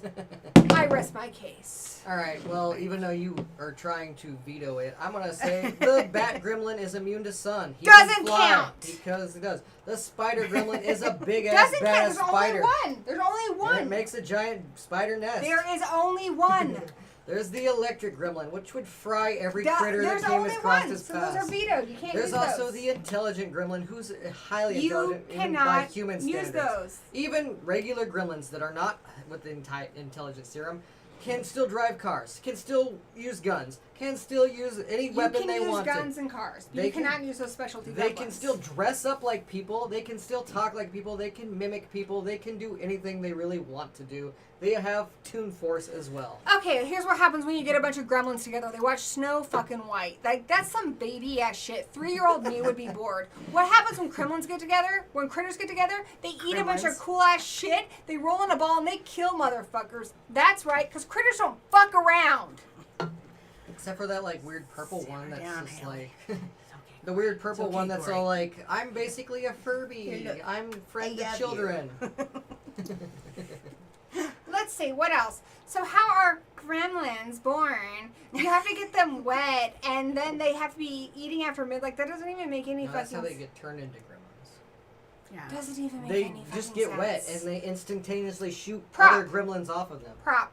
Oh, have any. They're not over here. Egg. Isn't that how that usually Egg. happens? People get pregnant Yeah. and they shoot This babies. egg that takes a long time to Okay, hatch. does not. You sit your ass down, dude. So critters came from outer space. They're already outlaws, man. They're fucking outlaws. They broke their asses out of prison and came to Earth like fucking thugs. Then you know what they do? They fucking get their freak on with other critters, lay these kick-ass eggs that look like Easter eggs, and then they hatch. And you know what? Even if you kill all the critters, you ain't gonna find all their eggs. That means there's gonna be a sequel, and the rest of the critters are gonna kick some more ass. Because that's what critters do. I want to point out that in the first Critters movie, it takes place in the summer, August, and then the eggs don't hatch until Easter. That means it takes a long time for them to reproduce. Because if you had eggs, wouldn't you want them to hatch during Easter? 'Cause Where it's a festive. gremlin reproduces instantaneously with one drop of water. Because they're Real whores. One point to the critter. They did break out of jail, so that shows intelligence. Thank you. They know how to fly a spaceship. Again, that's That's true. intelligence. They also have a government. They have have a a damn plot. president. They have a plan. I love the Gremlins. I want to vote for the Gremlins, but these guys are a little more technologically advanced. They are. They, That's I'm are- voting for the critters. they can't wield a weapon. They have little hands that don't shoot. Hey. They can't use a gun. They can't use a knife. They can't do any of that stuff like the Gremlins They can. don't need They can't to. They drive have a teeth. car. The Gremlins can They drive can a drive car. a spaceship. Yeah, but they didn't need to. They didn't, if they would have gotten out in the world more than just the little area they were, we don't know what they would have done. They All can right. drive a damn spaceship. Because it was voice activated, and the president, who has a That voice they box, can do it. designed. No, he didn't design it. They They stole designed it. Angela in their ship. When did they design it? They have their own ship. It's That- shown in Critters and New Bench. They have their own ship powered by Exactly. their own language. And it's voice controlled. And we said we're not using the president who has voice box. Y'all need to stop being a Gremlins fanboy and listen to facts. You straight up said we're not allowed The to use passion the is voice. rising. The passion is truth, because you may like Greta. Like, you know, I agree. I will allow the Gremlins is a better movie. Whatever. It's a masterpiece. But critters are badass motherfuckers, and they would kick those little gremlins to freaking Kingdom Come. They can drive a spaceship. That trumps a car. They are outlaws. That's like taking the chicks from Orange is the New Black and putting them against the girls from Mean Girls, all right? These are freaking outlaws. They are gangster tough. Those gremlins do not stand a chance. They're Snow White watching pussy-ass motherfuckers. They Is that how you feel? drive. Yes! They drive one spaceship that they stole. That's voice controlled. That's only Yeah, they controlled stole because it. the president has a voice box. And you said we're not counting the president because he's so much different. That was your own words They earlier stole in the it in stream. original Critters without a president. Don't They get a did not president. steal it. They escaped. They weren't driving that spaceship. Even in Critters 4, when they go into space, they are not driving a spaceship. Okay, they escape in a pod in Critters 1. In pod that they have no Critters control where it Attack, goes. they still have their own ship. In Critters and New Bench, they have their own ship. And they have their own people driving it that are not the president. The president doesn't drive it. It's voice controlled. The president doesn't drive it, and they have steering wheels, so it's not voice controlled, is it? I don't remember a steering They wheel. have steering They can't wheels. even wield a gun. How can they wield a steering wheel? They have They tiny little don't hands. need to. They're also badass. In Critters 2, one of them gets shot and he just like fucks up his hair. But they're super awesome. Like, they don't care. One of them goes full Matrix in Critters a New Bench. Like, they don't give a fuck. They are badass. They are freaking like the Snoop Dogg of the alien world. Gremlins aren't even aliens. They're like some weird Yeah, terrestrial they're mistake. magical, which trumps sci-fi. Terrestrial mistake. They're magical. Y'all don't even know what you're talking about. You know what? I don't even want to talk to you right now. You are sleeping on the couch. I'm checking in with the chat. Do not even look at me. Okay. Bekki, I still love you. Okay. Okay. Craven says gremlins for sure. That's fine. I forgive you. Mandy says critters actually eat people. Thank you, Mandy, for knowing what's up. I bet a gremlin army would get destroyed by a giant critter ball. What? Yeah, thank you. Okay, until it Ah, rains nah, and nah, then that ball nah. gets Ah, nah, nah, dissolved nah. into a sea of gremlins. I believe we're letting the chat speak now. Thank you. I found a drink that's turned me half bad. I'm drinking that up. Fair enough. Critters are smart enough for intergalactic space travel. Thank you, Ben, for knowing what's And up. I want to point out when they're in that ball, they're a bigger target to explode. Rich feels that gremlins are more flexible in a fight than critters and have a much better reach and can use weapons. Like, what weapons? They're making mime puppets in the bar. Like, these guys fuck around way too much to be effective in battle. If they felt like there was a threat, they would be more. Mandy at the Living Zed says, to be honest, yeah, gremlins did that by accident. A lot of them died like vegetable gremlin and gargoyle gremlin, but they all died simply over one female. That's true. They can't even make chicks. They don't need to. They just gotta get wet. Rich says, plus gremlins are famous for destroying Eating things. chicks. That's their thing. Yeah. Critters destroy things too. Look at that freaking buffet in Critters too. Gremlins are smart. So are critters, Mummy. Mummy, you need to know what's up. Okay, critters are awesome, Mom. Mom, you haven't seen Critters, but you did. You did help me get the box set. So I know you care about me. And if you love me, you're gonna vote Critters. That's just all there is to it. Sup, Arkham Knight. Critters don't die, they multiply. Yeah! Not as quickly as gremlins. Apex Predator all day critters. Oh! Thank you. Pimp Gremlin. Whatever. Gremlins are greater than critters. That's wrong. Incorrect. B movie does not like the mother. Arkham Knight Rider, you are the motherfucker man. talk. I'm sorry, Mummy. A critter ball is a roaming mosh pit of death. It's brutal as F. It is until I would someone not have a explodes relationship it. with either one. Actually, the President Critter does get it on. We're not counting that, but he does. I need a Gremlins in Space movie. Me too. Gremlins are smart enough to breed them and win for sure. By the way, when I end this reading of the chat, we're going to call the vote. So get your votes in now. Gremlins would Critters if destroy you know the it's good for you. spaceship. That's what they do. I'm actually more scared of critters. All I need is a gremlin is a floodlight. That's true. They can't handle bright light. Thank you for bringing that up, Mandy. Freaking bright light? Like, Okay. come on. A floodlight might hurt them, but what would a flood do? Oh, they're going to take over the whole city at that point. There's going to be so many Yeah, of while them. they're in the middle of giving birth. Yeah, really quickly. They None just of shoot that 'em means off. they beat a gremlin, Gory. They absolutely beat a gremlin rich. Or a pool full of acid led the gremlins into it with a bunch of lights. Blam. No more gremlins. Exactly. Pool of acid. Thank you, Mandy. Gremlins need space tech or actual weapons to kill them. That's true. They do. The bounty hunters who are trained to kill other creatures can't even take them out. They've been killed by, like, way less than that. They Even don't Leonardo have- DiCaprio as a 10-year-old kills them. Don't Yeah, hate on me, he Dad. kicked ass with a bear, dude. Anyway, Danny, you simmer the fuck down. Kids usually defeat both. I'm reading To this be honest, chat. kids defeat both of them. He needs to simmer down, okay? He's obviously worked up. Billy. A gremlin used a gun in the first movie. Gremlins for sure. Torchbearer eats who, Brute? All you have to do is dodge a critter ball is to step left or right. But the Prometheus school of running away from things says you're not going to think of Don't that. use the Prometheus rules. Also, gremlins can use tools and weapons like when Stripe used the chainsaw. Stripe is smarter than the other ones, though. And then when Yeah, he'll Mohawk lead used an them. Uzi. The Wazook and Critters attack would have survived if it moved left or right. Y'all break my flippin' heart. I'm not going to say fuck. Mom doesn't like me swearing, even though I'm over 40. You just said fuck. Yep. I've never Mom, said she said fuck. I've never said fuck, and I never would do You that. just said it again. My mother watches this show. Thank you. Thank you. I'm a lady, unlike you. Anyway, even though My fucking y'all, mom watches this show sometimes. even though y'all are wrong and you broke my heart, I guess the Gremlins won. Electrified. Y'all suck. They're Never just gonna little forget balls of this. static, and once that electric gremlin hits them, they're just fried. Mandy, you're pretty much my only friend anymore. What up? You and Bekki and me are friends, and everybody else is a traitor. But, you know, it's cool. I'm not going to hold a grudge that long. I would agree. The critters are more of an eating machine, but that doesn't mean they're gonna win this fight. Yeah, they would have won. You're just. They have a mean limited person. amount of numbers, all right, and they will get all into that ball, but that ball will catch on fire, and most of them will die. They will plow through a lot of gremlins, but then the gremlins will be like, "Hey, guess what? A drop of water. Oh, there's like 2 more What? gremlins. What pillow do you want me to leave on the couch tonight for you to sleep with? The wet one." Okay, getting back to things where we're not going to kill each other. We're moving into the semifinals. So we're going to do this next round to see who's going to get into the semifinals. These ones are a lot faster because we've already gone through what their abilities are. So we're just going to break down who we think would win. Krampus's minions versus the Puppet Master puppets. What do you guys think? Krampus's minions, even though I want to say Puppet Master puppets because I love them. I'm actually gonna say the Puppet Master puppets because I Krampus's kinda have to minions pee. almost are all afraid of fire, All right, and Torch you himself got is a this. I'll be giant right back. flamethrower. I don't know. Krampus has more, Even the worm, but there's more of them.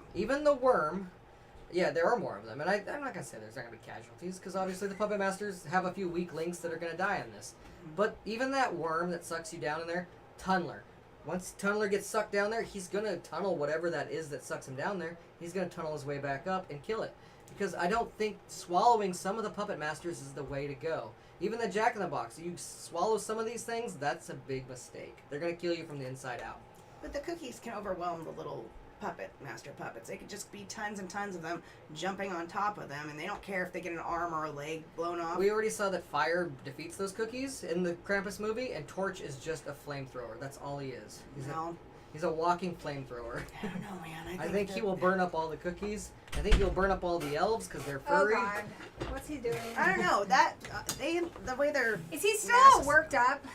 No, he just thinks that the Puppet Master is going to beat Krampus minions, and I think that swallowing some of those Puppet Masters is going to be a huge mistake. Wait, what? But they don't always swallow. They just maim and shred. I The don't Jack-in-the-Box swallow. swallows and the snake swallows, and I think swallowing Tunneler is a bad idea because he's just a drill, and why would you want to swallow a drill? It will just kill you from the inside out. Well, but then The ones that are, pull his and head off. almost all the Krampus minions have shown that they are afraid of fire.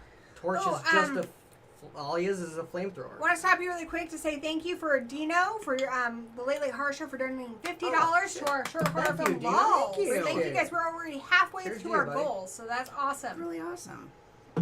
Highly appreciate that. Okay, so Puppet Master puppets versus Krampus minions. I didn't get to hear what you guys were saying because I had to go to the little Gory's room, but I'm gonna break it down for you. All right, so what we got? We got elves. We got a giant earth maggoty Jack-in-the-Box. We got cookies. We got the little angel thing versus the teddy versus Blade, Leech Lady. She's useless. Tunneler's I. And the gestures. Now, one thing I want to say about the Puppet Master puppets is largely they tend to work alone. They go their separate ways and they kind of divide and conquer. Whereas the Krampus minions do tend to work together more. And being that these are small creatures, I think when they're in mass, when they're in numbers, when they're working as a team, they are more effective. So already I'm going to say that's a point towards the Krampus minions. The Blade has a weapon and stuff, but it's not going to be as strong as the Jack-in-the-Box's teeth or the teddy bear's teeth. They've got the angel that's got flight.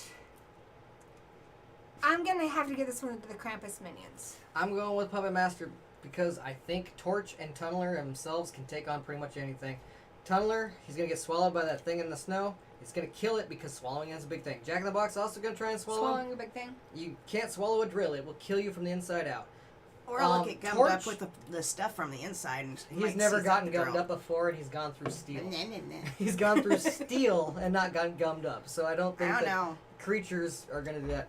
Also, Torch himself, like I said, everything. They had a hard time killing Adam Scott's family. They had actually had to bring in Krampus. It's Adam Scott, dude. And Adam Scott sucks. And they brought in Krampus, the big bad, to finally finish off this family.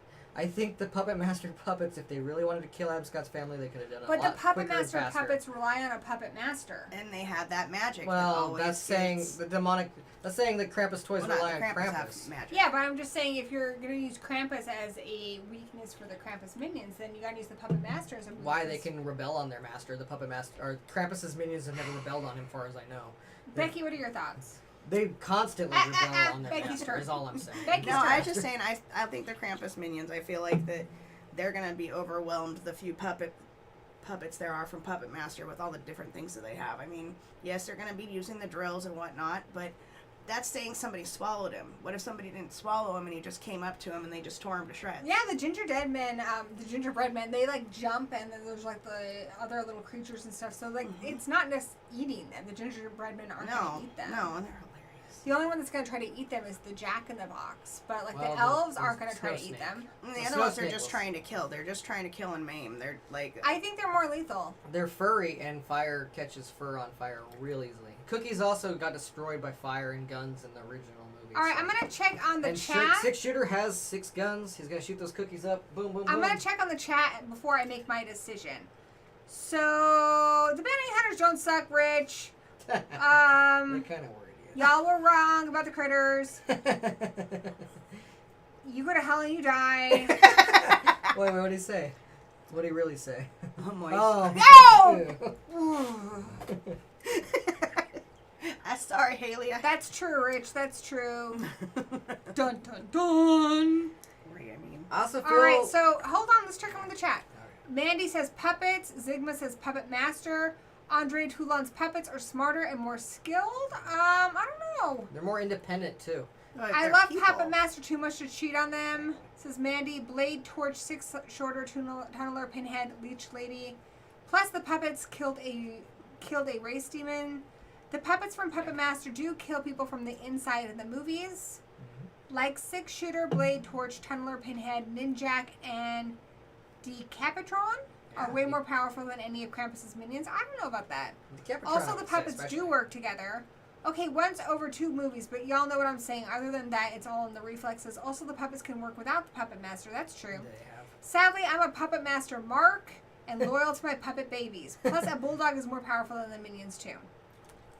The bulldog sends that Jack-in-the-Box They running. kill that bulldog. I know, but it does send it running and eventually runs into a trap. You I don't kill think. the bulldog in the end. You hear it yiping. And Yeah, then but it he sends comes it. back.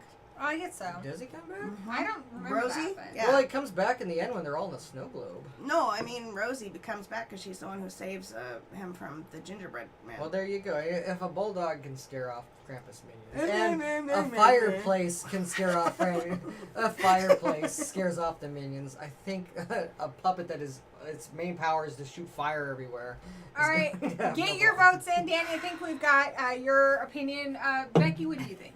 I say Krampus minions, and anybody who Why? doesn't go along with me, I told you why. I've told you why a couple times. Because there's more of them. Because they are Christmas. The power of Christmas compels you. The power of They have Christmas compels Christmas you. magic. The power of Christmas compels you. I'm gonna say Well, I do agree. I am more It does afraid of have more. Krampus's minions than I am of the Puppet Master puppets because I do think they pose more of a threat. Well, the Puppet Master puppets have, like, love in their hearts still. The other ones want to just kill everything.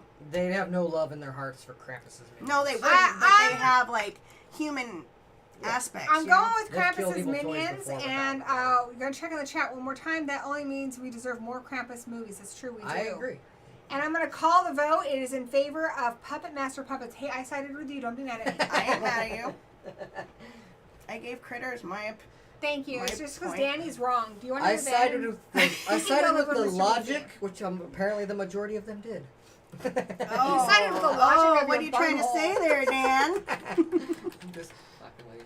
Oh, Arya. No, I'm just kidding. Boglin. How come Boglin's That was a really interesting It paint should be. job. I love Boglin. It's like It's clown. It's It's clown. a for clown Boglin. one. I kind There's of different. Yeah. There's the cool I think I pumpkin need to one. have Boglin in some videos voiced by I want to Danny. get the cool pumpkin one. The one that has pumpkin. All right, so we are going to move on to our next fight. This is going to be the Slugs from Slither versus Belial, my sweet baby boy, from Basketcase.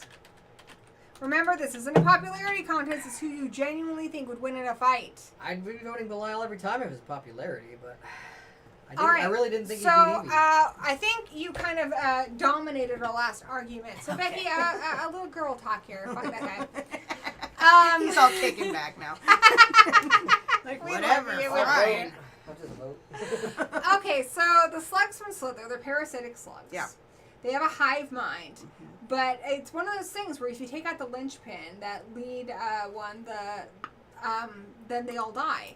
Belial is smarter, but they share an intelligence. So I don't know if it's smarter than them as a whole. Yeah. I Belial don't does know. not have the maneuverability that the slugs do. He has a No. mech suit, but it's not like very superior, like a technology. But Belial also has some psychic abilities, much like they do. With his brother and only his brother, though. That's true. Oh. The slugs also procreate. Well, they have it just in pure numbers Hypothetically, if the slug gets in Belial's mouth, it'll control Belial. Belial would have a harder time fighting it out of his mouth than a human would because Belial doesn't have that much body. Mm-hmm. I love Belial, but I'm kind of leaning towards the slugs here. I What do think you this think? one's a massacre. What do you think, Danny? I think Belial's going to take out a few of them with his little mech suit rigged with a shotgun shell, but honestly, once the slug's like in one of his babies, and then once it'll get into him eventually too, he's just going to fall. I think it's just a matter of time. I don't think he's smart enough to figure out where the long one is. Like, that just, he doesn't have a tracking ability. He doesn't have He is smart, but not that smart, like, to figure that kind of shit out. I just think it'd be very, like, plot armor for him to win this in any way. I think he'll take out a few slugs. I think eventually the slugs will take over his children, and that will break him. Someone asked about, Mandy asked what that thing has a crank suit. A little bit. Yeah. This is the suit that Belial has. Belial's a mean little fucker, and he has a suit. He uses it to break into the or the police station to get his children back. All Belial has to do, though, is kill the lead parasite, though, the lone one. Where is he gonna find that? Like, how would he figure that out? I mean, he just needs to find them. It's not like they hide. The main one is Merle, from Walking Dead. He doesn't hide out anywhere. It's the womb they hide out in the barn. Yeah. But killing the womb doesn't do anything. Until he passes. You've got to kill the lead one. Yeah, I think this one's just a bit of a slaughter, though. I'm going to say the slugs just because there's so many of them that could just engulf them. I want to say Belial. I think he could definitely take on a few of the possessed slug people, but I just think the numbers are against him. All right, I'm undecided, so I'm going to check in with the chat. Hopefully you guys can help me make up my mind. And I think once the slugs take over any of his little children, we're checking in with the chat. he's just going to be shot in the back. The Thing versus these slugs. I like that, or the creeps. Remember, he's simply against the slugs, though. Yeah, he's just against the slugs. That's true. I'm undecided. Because the lead one is not unintelligent. And they all share basically the consciousness of the lead one, the lone one. That's a hive mind. They'd all know the same things that all of them know. And they've destroyed multiple universes. And they know everything, any mind that they've ever possessed. They are legion. Shh, don't say anything. So if anything... What are you guys voting for? I am voting for the slugs. I hate to say it, but I just think it's a matter of time the slugs would finally defeat him. Alright, you guys convinced me. I'm voting for the slugs too, and I'm calling the vote. It is in favor of the slugs. So they are moving on to the semifinals. Sorry, Belial. That's a bummer. I didn't think he was going to get past Evil Bong, as much as I love the guy. What a mean name for Belial. It almost makes me think of Bile. Like, they saw him and they're like, that's Bile. what basically they did, yeah. And when you need it. That's mean. And then, like I said, they threw him in the There's a trash. tissue His whenever you're brother ready. got him out of the There you trash. You want me to spit it out? Oh, whenever you want, honey. I just thought, because I don't like swallowing. No, I just snap my gum all the time. You don't have to That's a problem. swallow. How I like to blow bubble. Oh, this one's going to be a slaughter, too. Oh, is it now? So this is Yeah. going to be Vinz and Zuul from Ghostbusters versus the cat from Uninvited. I know you did a lot of research on this one, so why don't you hit us with that knowledge, Danny? I'm going to straight up say, I'm sorry, but the cat doesn't have a chance, because even his venom and his bite and all that poison, they are immune to that. They have no disease, and poison... How do you know they're immune to poison? I've looked into that. They have no, like, old age... When has anyone ever tried to poison them before? I just looked it up. Give me an example of when anyone's tried to poison them. No one has ever tried to poison them. So there's no precedence. They are demigods, and demigods as a presence in, like, all realities, doesn't matter if it's supernatural or just anything from Greek mythology, demigods are immune to poison, they are immune to disease. They can have disease, but it will not harm them, they can only pass it on, and they're immune to old age. They are immortal in that sense. They do need to eat, though, and these are physical bodies, so they need to eat. Presumably they poop. They eat and they poop and they fuck for pleasure. They actually are immune to old age and stuff. They will not die that way. The only way to kill them is to cut off their head, pierce their heart, or explode them to bits. Or kill Gozer. Yeah, well, kill Gozer. And then that doesn't kill them. That just makes them have no reason to be in this realm. Yeah. They You win just- the fight. They just technically... traveler. Exactly. What do you think, Bekki? I'm sorry, but the cat is a chew toy. I think that the Vinz and Zuul are... They have a dog form, and they're going to see that cat, and they're going to shred the cat. Like that. But it's got a little cat inside of it that can pop out. Yeah, but that It's little cat's cool. not gonna do anything. Gozer or Zuul just. It's gonna bite them and kick just it off piss the them top off of the even building. more. Exactly. I don't even know if its teeth could pierce their skin because bullets can't pierce Because their they are skins. gods. You would have to have like an iron spear or sword and have enough thrust Probably power good. to cut off their head or pierce Explanations. their heart. I don't think the cat's teeth can cut off their head or pierce their heart. Yeah. I'm not sure. Let me check in with the chat. We have that Ghostbusters book that me and Caden have, and that's one of the reasons why I kind of looked into that. And demigods are immune All right, give me to a second. poison. When I say I'm going to check on the chat, let me check on the chat. Okay.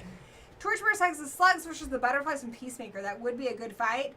I just jump in for the Sea Slug, Saltwater. Belial is a demon name, actually, and demon names are rad. This is true. That is cool. Dog versus cat. Vin and Zuul are way bigger and more powerful than the cat. And there's two of them. Technically, there's two cats, but still. Do you have to kill it 9 times? Even maybe. if they did. Maybe. I mean, Even the if cat. they did, it would just take the battle a lot I will longer. say the cat isn't destroyed in the movie. The cat lives to the end of the movie. That's weird. Vin and Zuul are destroyed. They leave the realm because they come back in Ghostbusters Afterlife. We just need to get to KO though. Okay, so how is the cat going to get rid of Gozer? I'm just saying. Because that's the, cat only way made they've been The defeated. cat in the made it to movies. the end of its movie.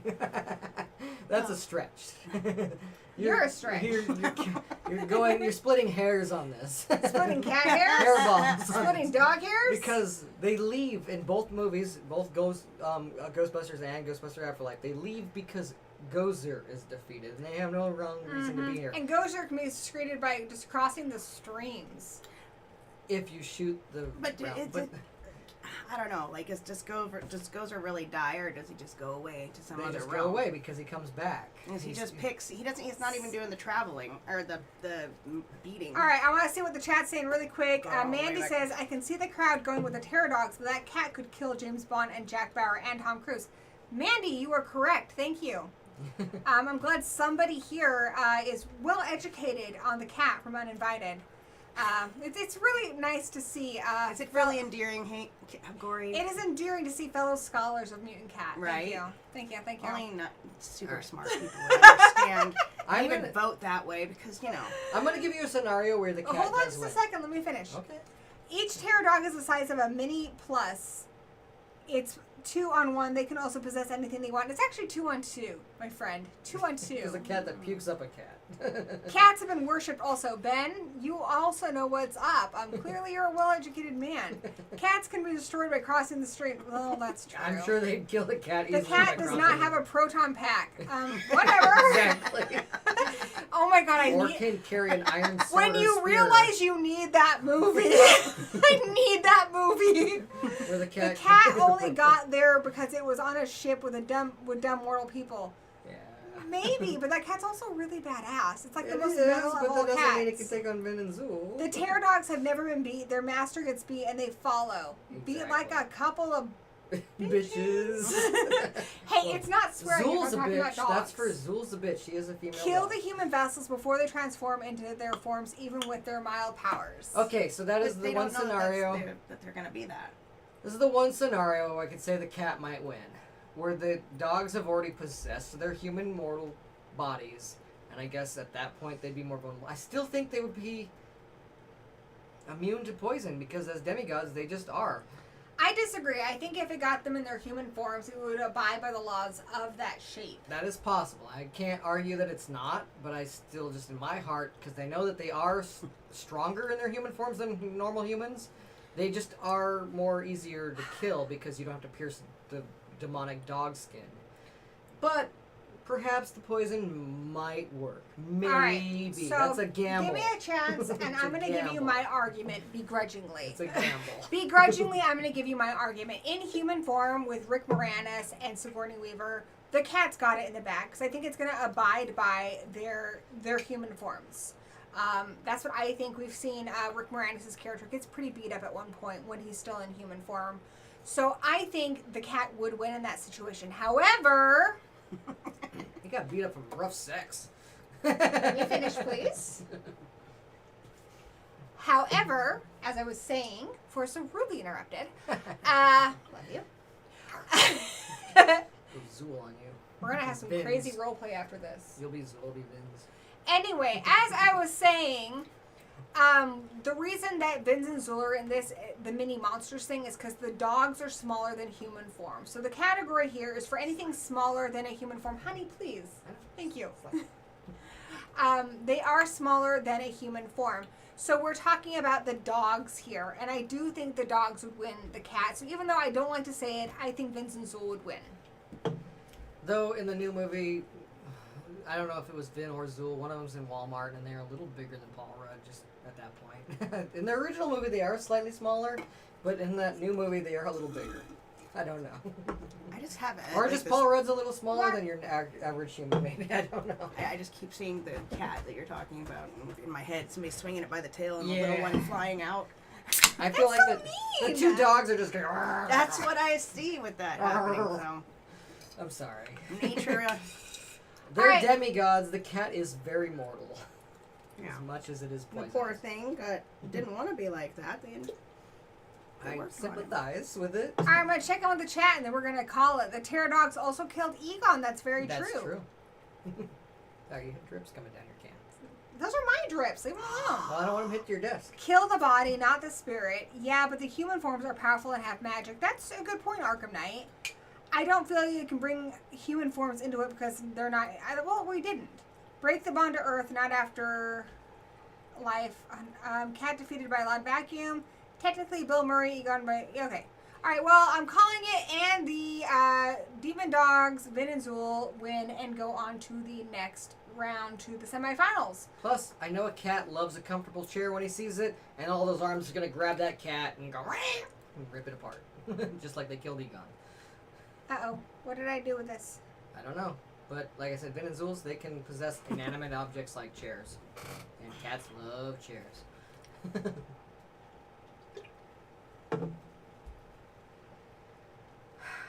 All right, so I'm going to put in the next one. So the next one is Ghoulies versus Gremlins. Bekki, hit me.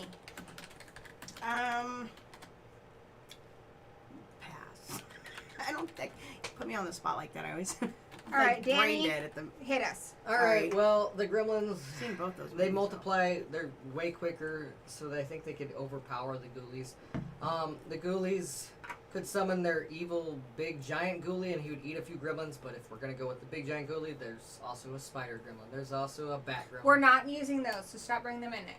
You're not using them, I'm We're not using them. Those are the rules.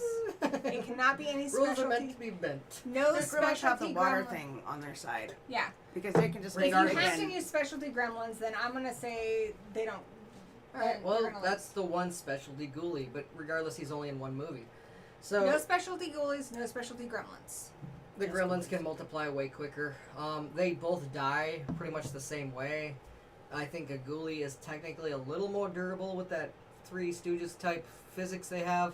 However, there's just so many gremlins that it would just eventually be a matter of There's time. like less than 5 ghoulies in each movie. There's Yeah. usually 3 or less.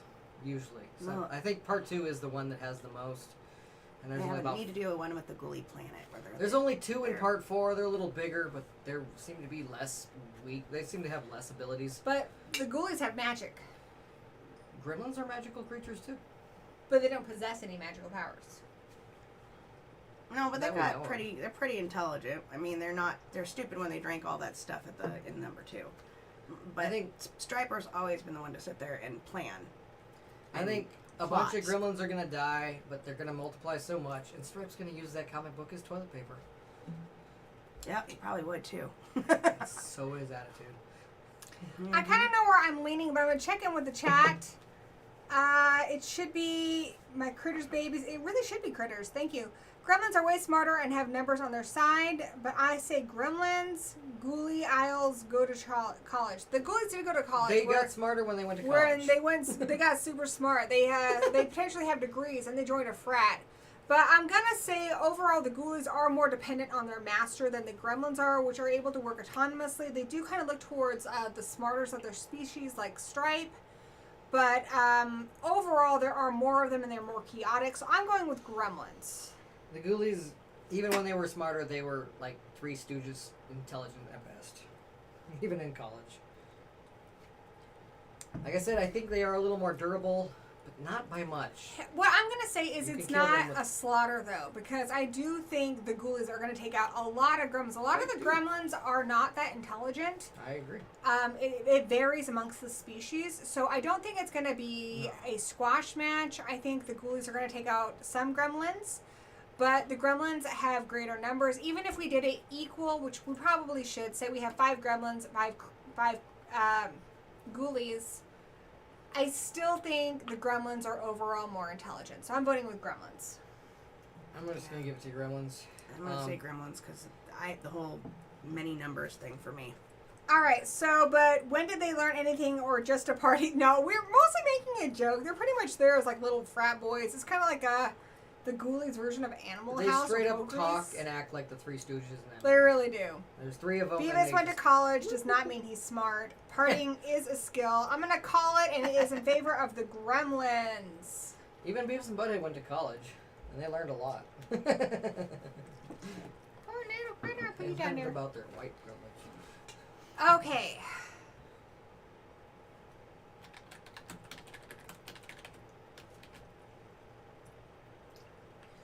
It's our final showdown. We're almost there. We're at the semifinals. Okay.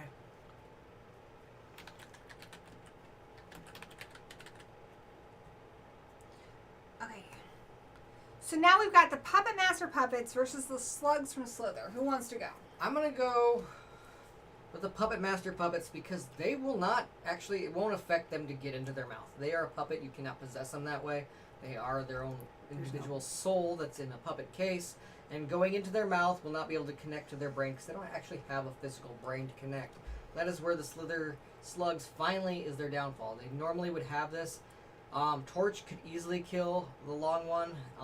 They also kind of have a bit of magic in their cells. They would be able to figure it out. They usually do. They've defeated demons and a bunch of other things that are like a little what would seem out of their league. But the Puppet Master Puppets would be able to, I think, take it. Also, the Slither Slugs can get me burned. Torch is all about fire. You can also be shot. And honestly, in this case, 6-shooter, smaller bullets going after these slugs will actually be better for his accuracy. What do you think, Bekki? I think the puppets, because they're not made out of flesh and bone. They're made out of wood, and there's nothing for them for the slugs because it doesn't seem like the slugs have really much of a mind, more of a drive for food or for instinct. So I don't think that they would have any effect on the puppets. I think what would happen here is They I would don't be think guys. the Slugs would want to eat the Puppet Master Puppets because I don't believe that they eat wood. Yeah. So I think what we have here is the what people who are essentially the hosts fighting the puppets. Mm-hmm. So you have a height advantage because human beings or dogs or whatever the slugs have taken over, but the slugs are going to work together perfectly because they are a hive mind. So that is in their favor. However, the Puppet Master Puppets, they have their own weapons, their own abilities, like the slug, their own leeches. I don't think the leeches are going to do shit to them. No. I don't think Blade's tiny little blade is going to do shit to them. Tunneler can probably take out a few. Pinhead is strong, might be able to squash one. Torch is going to burn them. They are weak to Torch fire. can burn. If Torch got to like a propane tank, he could take them all out. However, they work in a hive mind. I think they can also overpower the puppets. So, I mean, I can see scenarios for both. I want to point out, even though the Puppet Master's not technically a hive mind, they do have telekinesis on how they talk to each other. They can communicate from afar. They don't actually use their words to communicate. They just kind of think it towards each other, and they all are on that wavelength. Well, that's how the spiritually. slugs are, too. Exactly, but the slugs are more... They're not going to be drawn to them because they One. don't have a lifeline or a life I will force. say there's more of a linchpin with the slugs, though, because if you take out the long one, you kill them all. Yeah. So all Torch has to do is take out the long one, which is vulnerable to fire, and then they've killed them all. Yeah. But they would have to figure that out first. Granted, they're not stupid, so they probably would figure it out. They usually do. No. I just don't think that the puppets or that the slugs will have anything to draw them to the puppets. If there's no life force in there that other than That's why for this one we're saying it's a straight up fight. For Oh. whatever reason they're fighting because the Okay. slugs aren't going to want to eat those puppets. No, they're not. That's So you why- basically would have to have the people who have the slugs like in them that are like being controlled by them, like the hosts. Mhm. The hosts of the slugs, which can be any animal, it doesn't have to be human, versus the puppets. Yeah, I just think the puppets still. But that's just my own. I'm leaning towards the puppets too. I'm gonna check in with the chat and then I'm gonna vote and we're gonna call it. Why do the ghoulies talk in part 3? The puppets because the slugs can't take them over and slugs have no way to fight back. The slugs can't affect the puppets and if they tried they would get torn apart with the puppets. That's true. Going with the puppets is I doubt they could possess them, plus I think they'd get annihilated with a flamethrower. I'm gonna burp. You think that it's bad that they Eat talk? wood. You think it's bad that they talk in part 3? Ghoulies 4, it's just 2 of them, and they're just people in costumes because they couldn't afford to rent the puppets from the Puppet Master franchise, but they paid enough money to put it into the franchise. But yeah, it's 2 completely brand new Ghoulies, and they're all. That's true. Damn these fat fingers. I accidentally voted for slugs. Dude, I've done that before. Voted for the wrong one by accident. My vote is puppet dolls for the reason Dan and Bekki mentioned. Good points all around. Martin says, I gotta be headed towards bed now. We're almost done, but I hope you rest well. So he could kill the host. Leech Woman versus the... Yeah. I voted for the puppets, and it looks like they've got the majority, so the puppets win. Oh, I actually didn't vote for them, but I did now. Whoops. It don't matter. It's fine. The puppets are going to the finals. The slugs relied on a very specific strategy throughout these fights, and unfortunately that just will not work on the Puppet Master wooden puppets that are still spiritually alive. Vinz and Zuul from Ghostbusters versus the Gremlins. Holy shit, this is actually a fight I did not account for. This is a fight It sounds like a cartoon. Hey, that Maverick, would've come nice out to when we see were you. kids. This does sound like a Saturday This morning is cartoon. interesting. Very. So here's what I'm going to say. I'm going to set some parameters for this one to make it fair. Because Vinz and Zuul have a strength advantage. Definitely So I'm going to say after it's going to be compared to your normal group of gremlins. No specialty gremlins for the last time. But Nerf them all you gremlins want. they tend to never be in a pack of less than like 50. I mean, there's a shit ton of them all the time. Like a whole movie So- theater of them in the first movie and a whole building like So, skyscraper of them in because the second movie. Vinz and Zuul are very powerful, it's however many gremlins you want to include. So you can have, they need to be able to take out a theater full of gremlins, is what I'm going to say. That's gonna be hard. I don't see this having like an easy You're fine. victory I just either thought you might way. Like the Gremlins have the sheer numbers, and Vinz and Zuul would have a long time to chew through them all. Gremlins can use weapons. It would be hard for them to decapitate Vin and Zuul's, but I guess throughout the sheer numbers of them, they could find a way to do so. They could find a way to pierce their hearts. It would be so hard, and there would be so many Gremlins lost in said fight. So gross. Like, it would just be Vin and Zuul chewing and slaughtering their way through all these gremlins until finally it was just enough. Like, I guess it'd be like a couple of red ants, fire ants, that are more superior against, like, about 100 black ants. And they would take out so many of those black ants in the way of doing it because they are bigger and stronger, but it just, eventually the numbers are gonna, like, Overcome 'em. I think they will get decapitated in the end. That is how you would kill Vin and Zuul. So you're voting for gremlins. Yeah, but it's a very long. The gremlins aren't stupid. They would find a way to cut their heads off if they really needed to. I think I agree with you because I do think initially it's going to be, you know, those wrestling matches where initially one opponent has a lot of heat and well, let me finish. Okay. One opponent gets a lot of heat and they're doing really well and you're like, oh shit, this is going to be over really quickly, and then it turns at the end. That's kind of what I think is going to happen here. I think Vinz and Zuul are going to go through there and destroy a whole bunch of gremlins, and it's going to look like it's in their favor. But all it takes is for one or two gremlins to be like, whoa, what the fuck is going on down there? Mm-hmm. And then they would figure out a way to, like, you know, destroy them, either decapitate them, blow them up, or something. Pierce their hearts. There's a lot more of them. It just...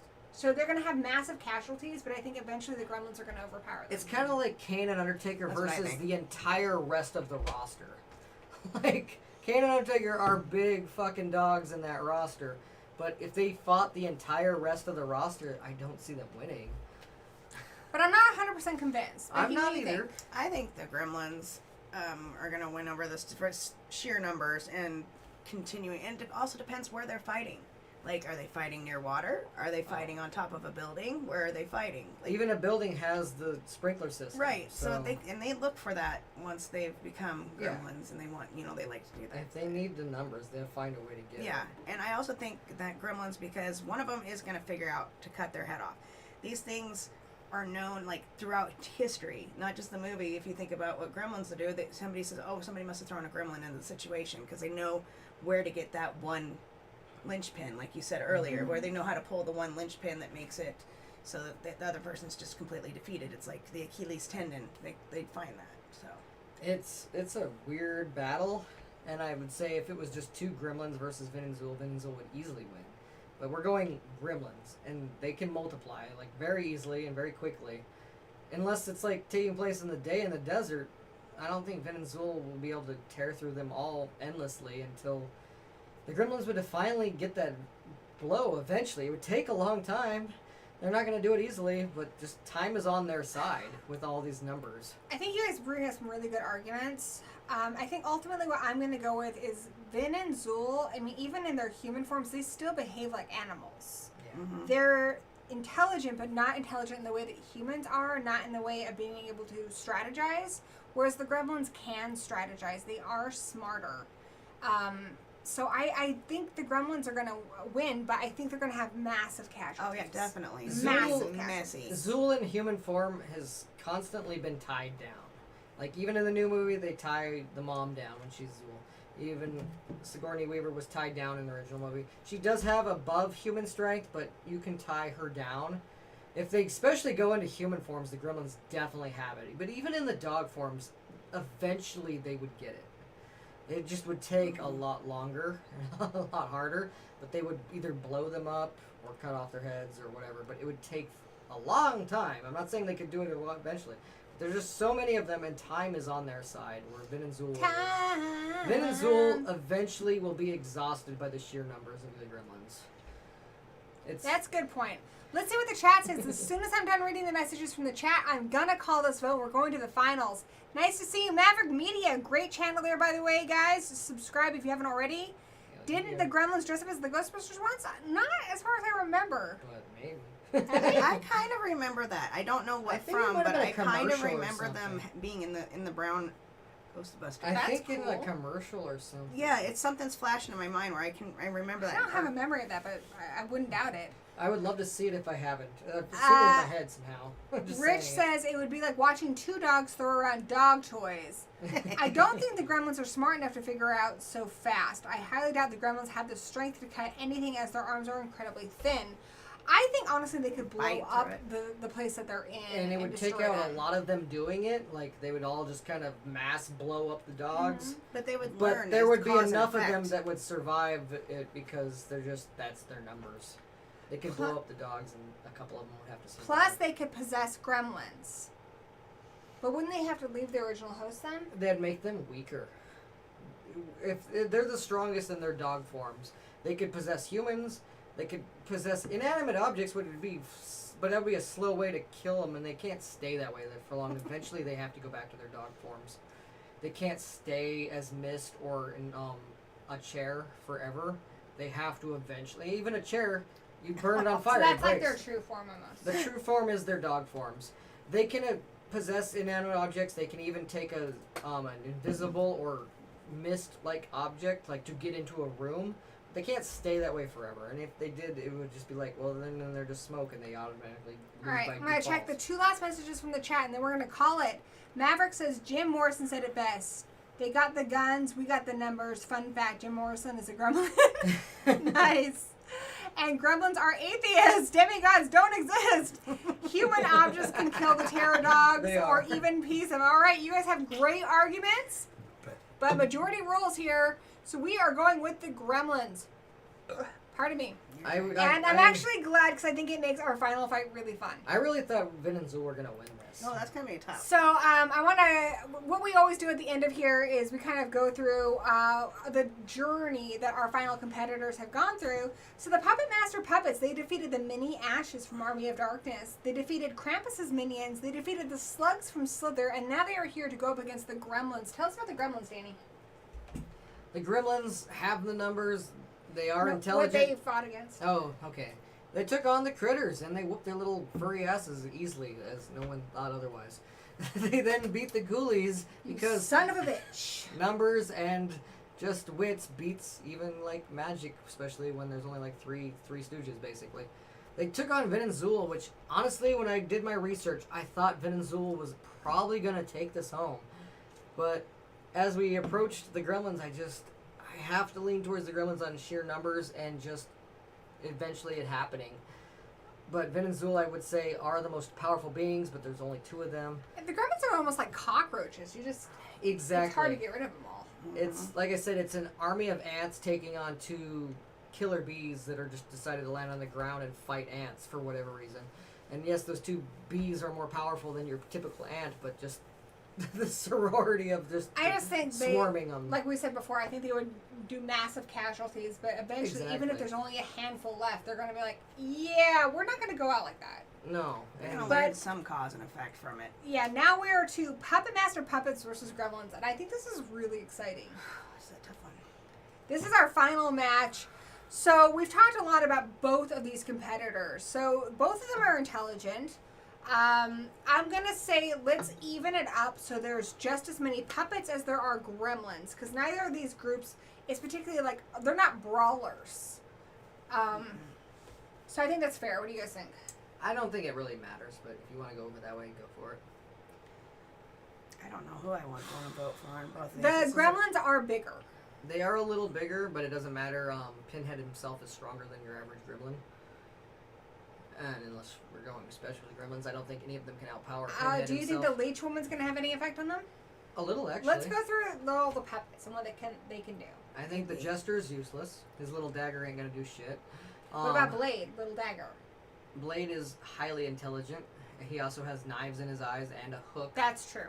And the gremlins can't really bite Blade. They could throw him, but Blade gets right back up real quick. And he fights things bigger than him all the time. He slices their throats. He could easily slice a gremlin's throat. There are the numbers as well, but Blade is smart enough himself to figure out their weakness of daylight, to figure out their weaknesses of just other things. Tumbler. That's true. Tumbler has the drill. He's gonna go diving through gremlins, like swimming through them. Yeah, I think that's what hurt Vin and Zuul the most was their lack of intelligence. Their lack of They're very ability of animalistic. figuring things out. They wouldn't be able to use like the sunlight and stuff, but the puppets can. I'm not saying necessarily that the puppets would win. I'm leaning towards them just because We're just talking it out. I know. I think that Blade can figure it out. I think gremlins, This is we insane, know, dude. gremlins are very vulnerable to fire. Torch is just a flamethrower that can't be. Once again, the puppets can't really be Squeeze in. bitten. They can be broken. I'm not saying that the gremlins can't fight back. They can use weapons. They can throw them. They can break them. It is possible. But the puppets have been very durable in the past, and biting them isn't going to hurt much. Clawing them isn't going to hurt much. They are wood. They can take a scratch here and there and just keep That's killing true. them. I'm not saying that they can't be torn apart, and a massive swarm of gremlins could tear the puppet masters That's apart. what I'm I'm saying that it could easily be the gremlins just because of that swarm of massiveness. But I do think the puppet masters are a The more gremlins can intelligent. reproduce pretty quickly. They can. But the puppet masters are problem solvers. They can solve problems. They can figure out daylight. They can blow them up in a building just the way that they've been blown up before. Well, like how Billy blows them up in Exactly. the theater. They have that type of intelligence where the gremlins have been thwarted that way. That is kind of where the gremlins' downfall has been so far. Billy Because and Critters, the Ghoulies, girl. and Vin and Zuul are not that capable of coming up with a plan against gremlins. The puppet masters are exactly the type that would come up with a plan. That is where this makes it more interesting. The gremlins' mass numbers doesn't just win here because they've lost because people have planned for them. They have decided to destroy them where they're at, use sunlight, use explosives, use this stuff. Puppet masters actually could do this stuff. Would it win? I would still say it's pretty much a flip of the coin because sheer numbers and quickness of the Gremlins could rip apart the puppets. It could happen. But the Puppet Masters... in the toy store. I would say that. But the Puppet Masters, I think, is the biggest threat to the Gremlins so far because they can plan. Because they are very diverse in their abilities. I think, actually, the Leech Woman could take out a Gremlin or two with her weird leeches. Would she be able to take out many? No, obviously. They rip her apart. But this is actually really hard for me to vote on. I'm going to say, basically consider it one-on-one, but consider the fact that the Gremlins can reproduce. So we're going to consider the fact that they can reproduce. Can the puppets take them out before they reproduce? So we're going to start with an equal number of Gremlins versus an equal number of puppets. But the Gremlins can reproduce in water. So the puppets have to destroy them before they hit water. Or can they still win after they've reproduced? I think if not a lot of them reproduce at the beginning, like only if one or two of them reproduce, the Puppet Masters would figure it out, and they probably would be able to find a way to stop it right away. Even the Gremlins are, it's not a very long period of time, but they are vulnerable while reproducing. Like if they were just to get a few drops of water on them, they would be vulnerable. Torch would come in there and just torch their ass because he is just a walking flamethrower. That is all he does. Like Decapitator is also a giant electrical, can shoot beams and stuff. There are some Puppet Masters that are pretty OP on this. But, I don't know. I could also see the Gremlins winning just by sheer numbers and Stripe being a little bastard. So I think the Gremlins are smart, or not the Gremlins, the puppets are smart enough. Just like how Billy and Phoebe Cates' character and Gizmo were like, okay, if we blow up the theater with them in it, we can destroy them. I think the puppets are smart enough to pull off something like that. Even if the Gremlins were to reproduce and duplicate their numbers, I think the puppets are smart enough to take them out. What do you think, Bekki? I think that the puppets are smart enough to take them out, but I also think that they have the plus side of not being.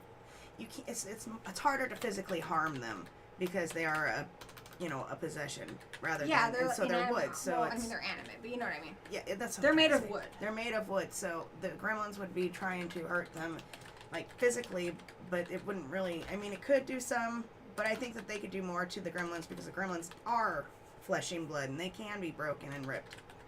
I don't know. I'm up in the air. That's a good point because I don't think that the Gremlins can actually harm. They're animated by magic. Mm-hmm. I don't know how much harm they can actually do to the puppets. That's what I'm saying. It's like to get them to stop, you have to stop them. I agree. I think you make a really good point. I'm also going to point out the fact that Gremlins tend to lose, Puppet Masters tend to win.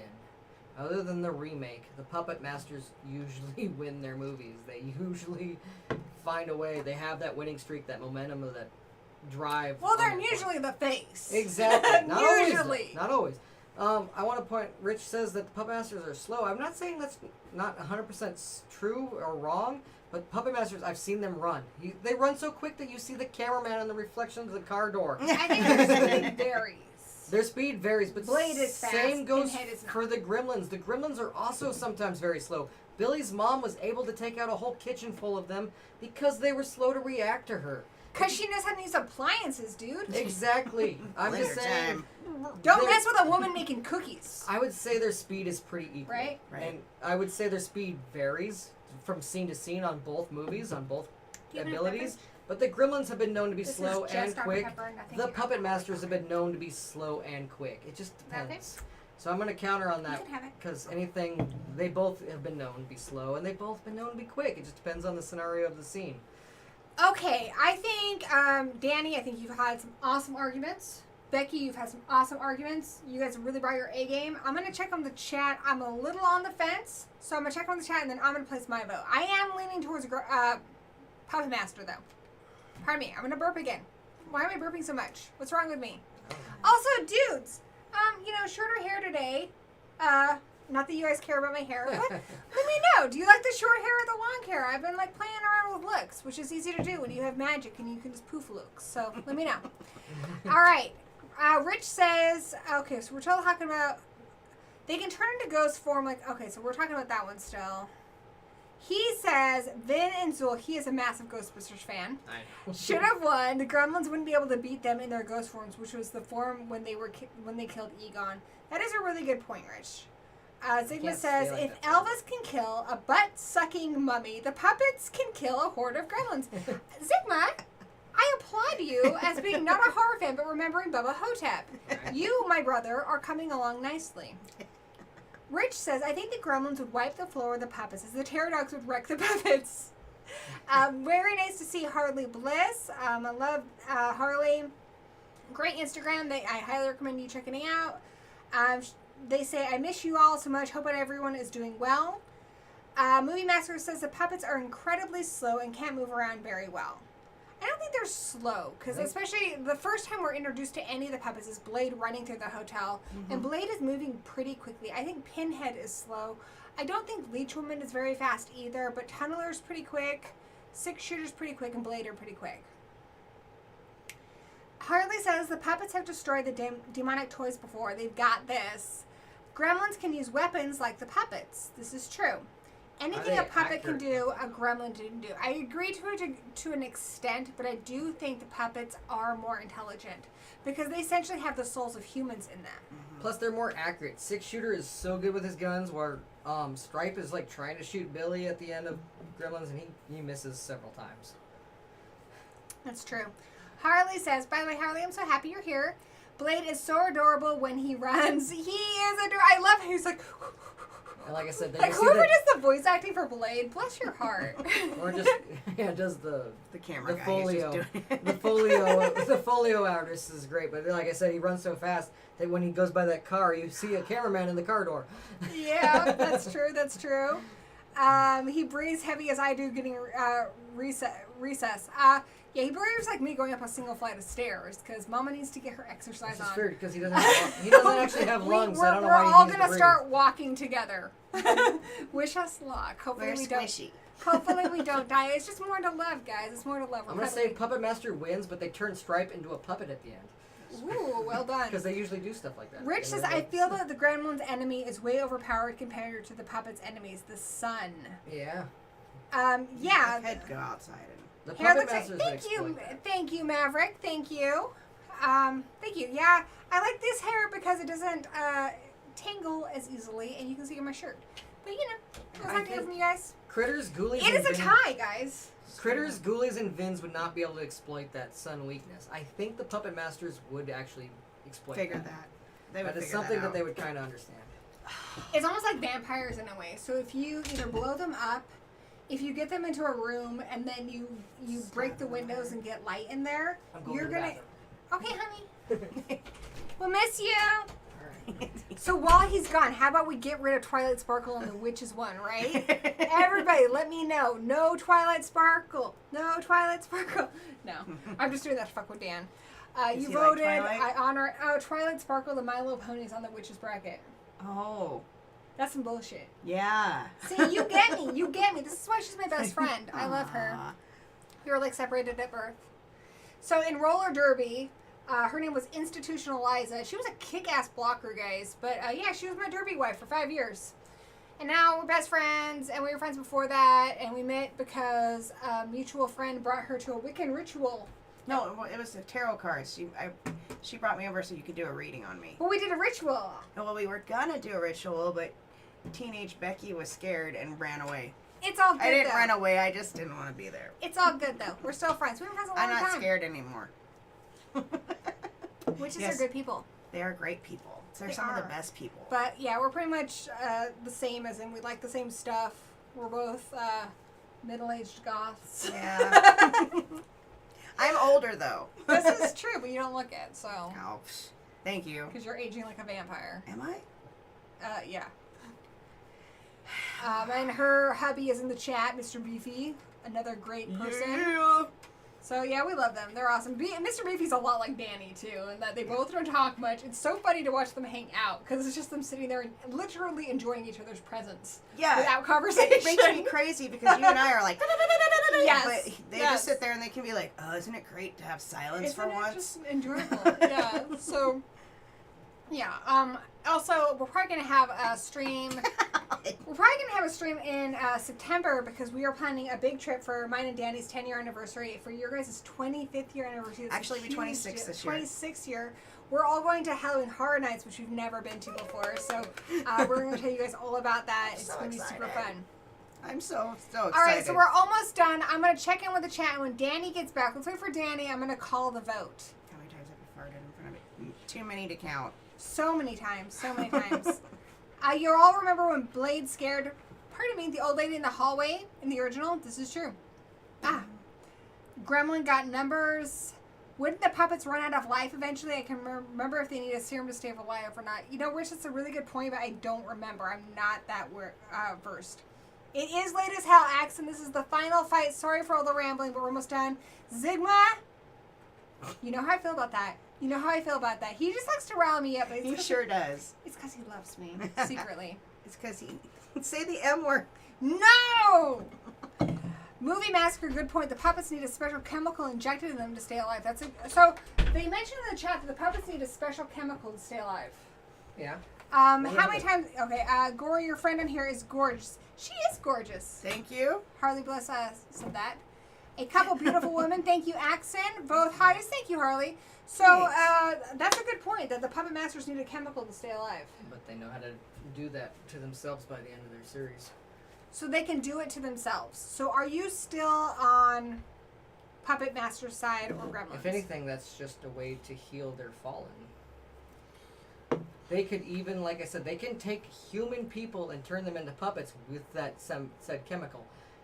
Hypothetically, at the end of this movie, they could take Stripe and make him into a puppet at the end of this movie by doing that.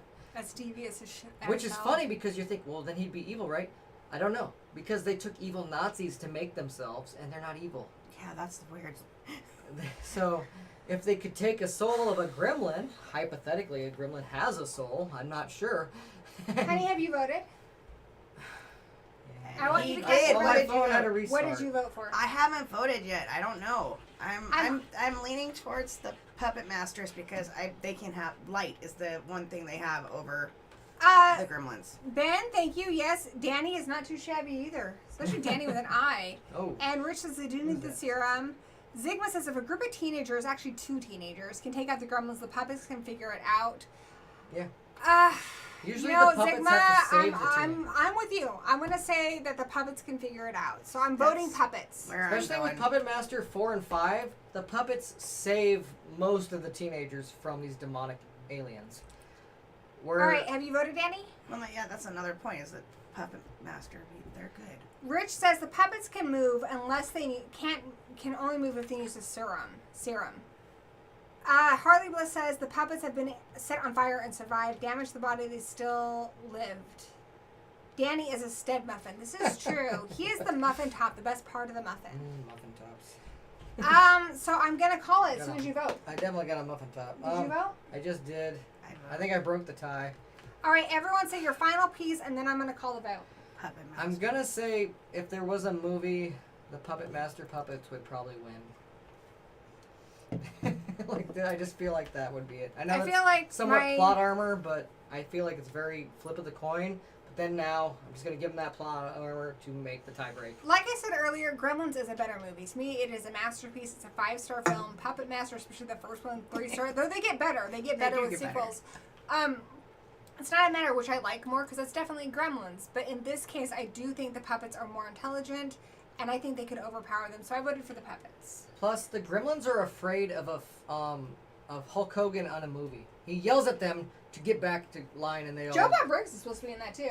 Yeah, but Hulk Hogan yells at them from his movie that they're like making fun of because they're on their skyscraper watching. There's a place where you can watch movies in the skyscraper. And Hulk Hogan yells at them like, "No, stop doing that!" And they're like, "Okay." Final word from Bekki. There's a chat that I'm calling it. I'm going with Puppet Master. And the chat says Axon says that, but can the puppets wrangle them in a kill zone? I think so. If Billy can, I don't see why Blade couldn't. The puppets are straight badass killing machines and littlest, right? That's true. So they are Nazis again. I don't like that one. Puppets for the win. I like the puppets best when they're the face, when they're the heroes. Yeah. Mm-hmm. Gremlins would win if there was a movie due to it being a bigger franchise. Good point, but I'm calling it now. And guys, it was a close fight. I love it when it's a close fight. I love the passion. I love the passion. I love your passion. I love my hubby's passion. I love Becky's passion. I tolerate my passion, even though it's Oh, annoying. we love your passion. I love your passion too. It's not necessarily true though, because Godzilla lost to Mothra, and he was a bigger franchise. But Yeah. sometimes movies just say, you know what, the good guy wins. Oh, sorry, sweetheart. Oh, no, I was just trying to... I was gonna So be- that is it for Mini Monsters. The puppets have won, guys. I wouldn't have called that. Would you guys have called that? No. I'm No, only but gonna I'm say- happy they did because I really like I Puppet feel like Master. anything that one Mogwai can do, all the Puppet Masters could do the same thing. If Gizmo can defeat all the Gremlins twice, I think Well, the Puppet Masters could replicate that. I think it's surprising because you even thought that Vinz and Zuul were going to get it. When I was So- doing my research, I thought Vin and Zuul were the OPs. I don't know who I exactly thought would win, but I wouldn't have guessed Puppet Master. What do you think, Becky? I didn't think it would be Puppet Master. I Uh, gave them I better was odds like- than like demonic toys and stuff. I had like their odds kind of up there, but I didn't think they would win completely. Like I was doing the research, I thought, okay, who the hell is going to beat Vin and Zuul? So next week is one of the ones I'm most looking forward to. Oh, this So will be fun. the Puppet Masters are going to go into our final battle, which has the winner of every single bracket we've done so far. That's going to be really exciting, I think. But next week is one of my most anticipated battles. I'm pretty sure we've got a couple special guests planned. You are, of course, welcome to come back because we love you. And we You might can even look get too. Michael Myers. Yeah, just lurking. You know, no big deal. Just kinda No big lurking. deal. He's coming But in. next week, guys, it is slashers. Woo! Slashers. That's gonna and be a you hot know one. I love slashers because I picked one to marry. I'm a slash. He's How- sexy. Actually, I'm even somehow on this bracket. You So, are. Don't- Let's tell them what to expect for next week. Who we got? I'm going to try to get the stream up earlier than the day of, but you know, you guys know me. I'm kind of a slacker. But here's what we have for next week. We're going to start with Freddy Krueger, the man of your dreams. I love Freddy. versus Candyman. Oh, Who's man. as sweet as can be. Versus we got Leprechaun versus Chucky and Tiffany. We got the Creeper versus the Maniac Cop. Jason Voorhees versus Michael Myers. We're gonna rev it up with Leatherface versus Victor Crowley. Harry Warden from My Bloody Valentine versus Ghostface. Danny Nightmare against Pearl X. Ha, From I'll kill that old bitch. oh wow, dude, she's gonna seduce you. She's I- gonna seduce you. Is Pearl gonna come out before then? Maybe we. I hope so, because actually that would include the new movie too. Yeah, but right now it's just X. Probably not, but it would be great. Oh, my favorite. And finally, what's our main event? We got Norman Bates taking on Angela from Sleepaway Camp. Now I might rearrange these before next week, but these are going to be the fighters of next week. You know, I might change up the I card. think the order's good. But so far, I like it. I think I'm going to change the main event to Jason Voorhees and Michael Myers, because I think that's a main All event. right, that's fine. But I'm excited, guys. It's one of my most anticipated ones. I think we're going to have a great special guest. I'm going to try. I had someone volunteer to make some cool video clips, so definitely you don't want to miss next week. Please subscribe if you haven't already. If you enjoyed this stream, please give us a thumbs up. Be sure to subscribe to my husband's channel, Horror Addicts. If you want to support the show, there is a link to support the short film we're making, LOLZ, which Becky is helping with special effects on. Danny is directing. He wrote the script. Yeah, so there's a lot going on in the world of us, but we're going to be back here the same Gory time, same Gory plays next Sunday at 7 p.m. Pacific Standard Time, 10 p.m. Eastern Time with the Slashers Battle Royal. Slash. You guys want to say goodnight to everybody? Good night, everybody. Good night, everybody. And Sweet until dreams. and until we meet again, blessed be.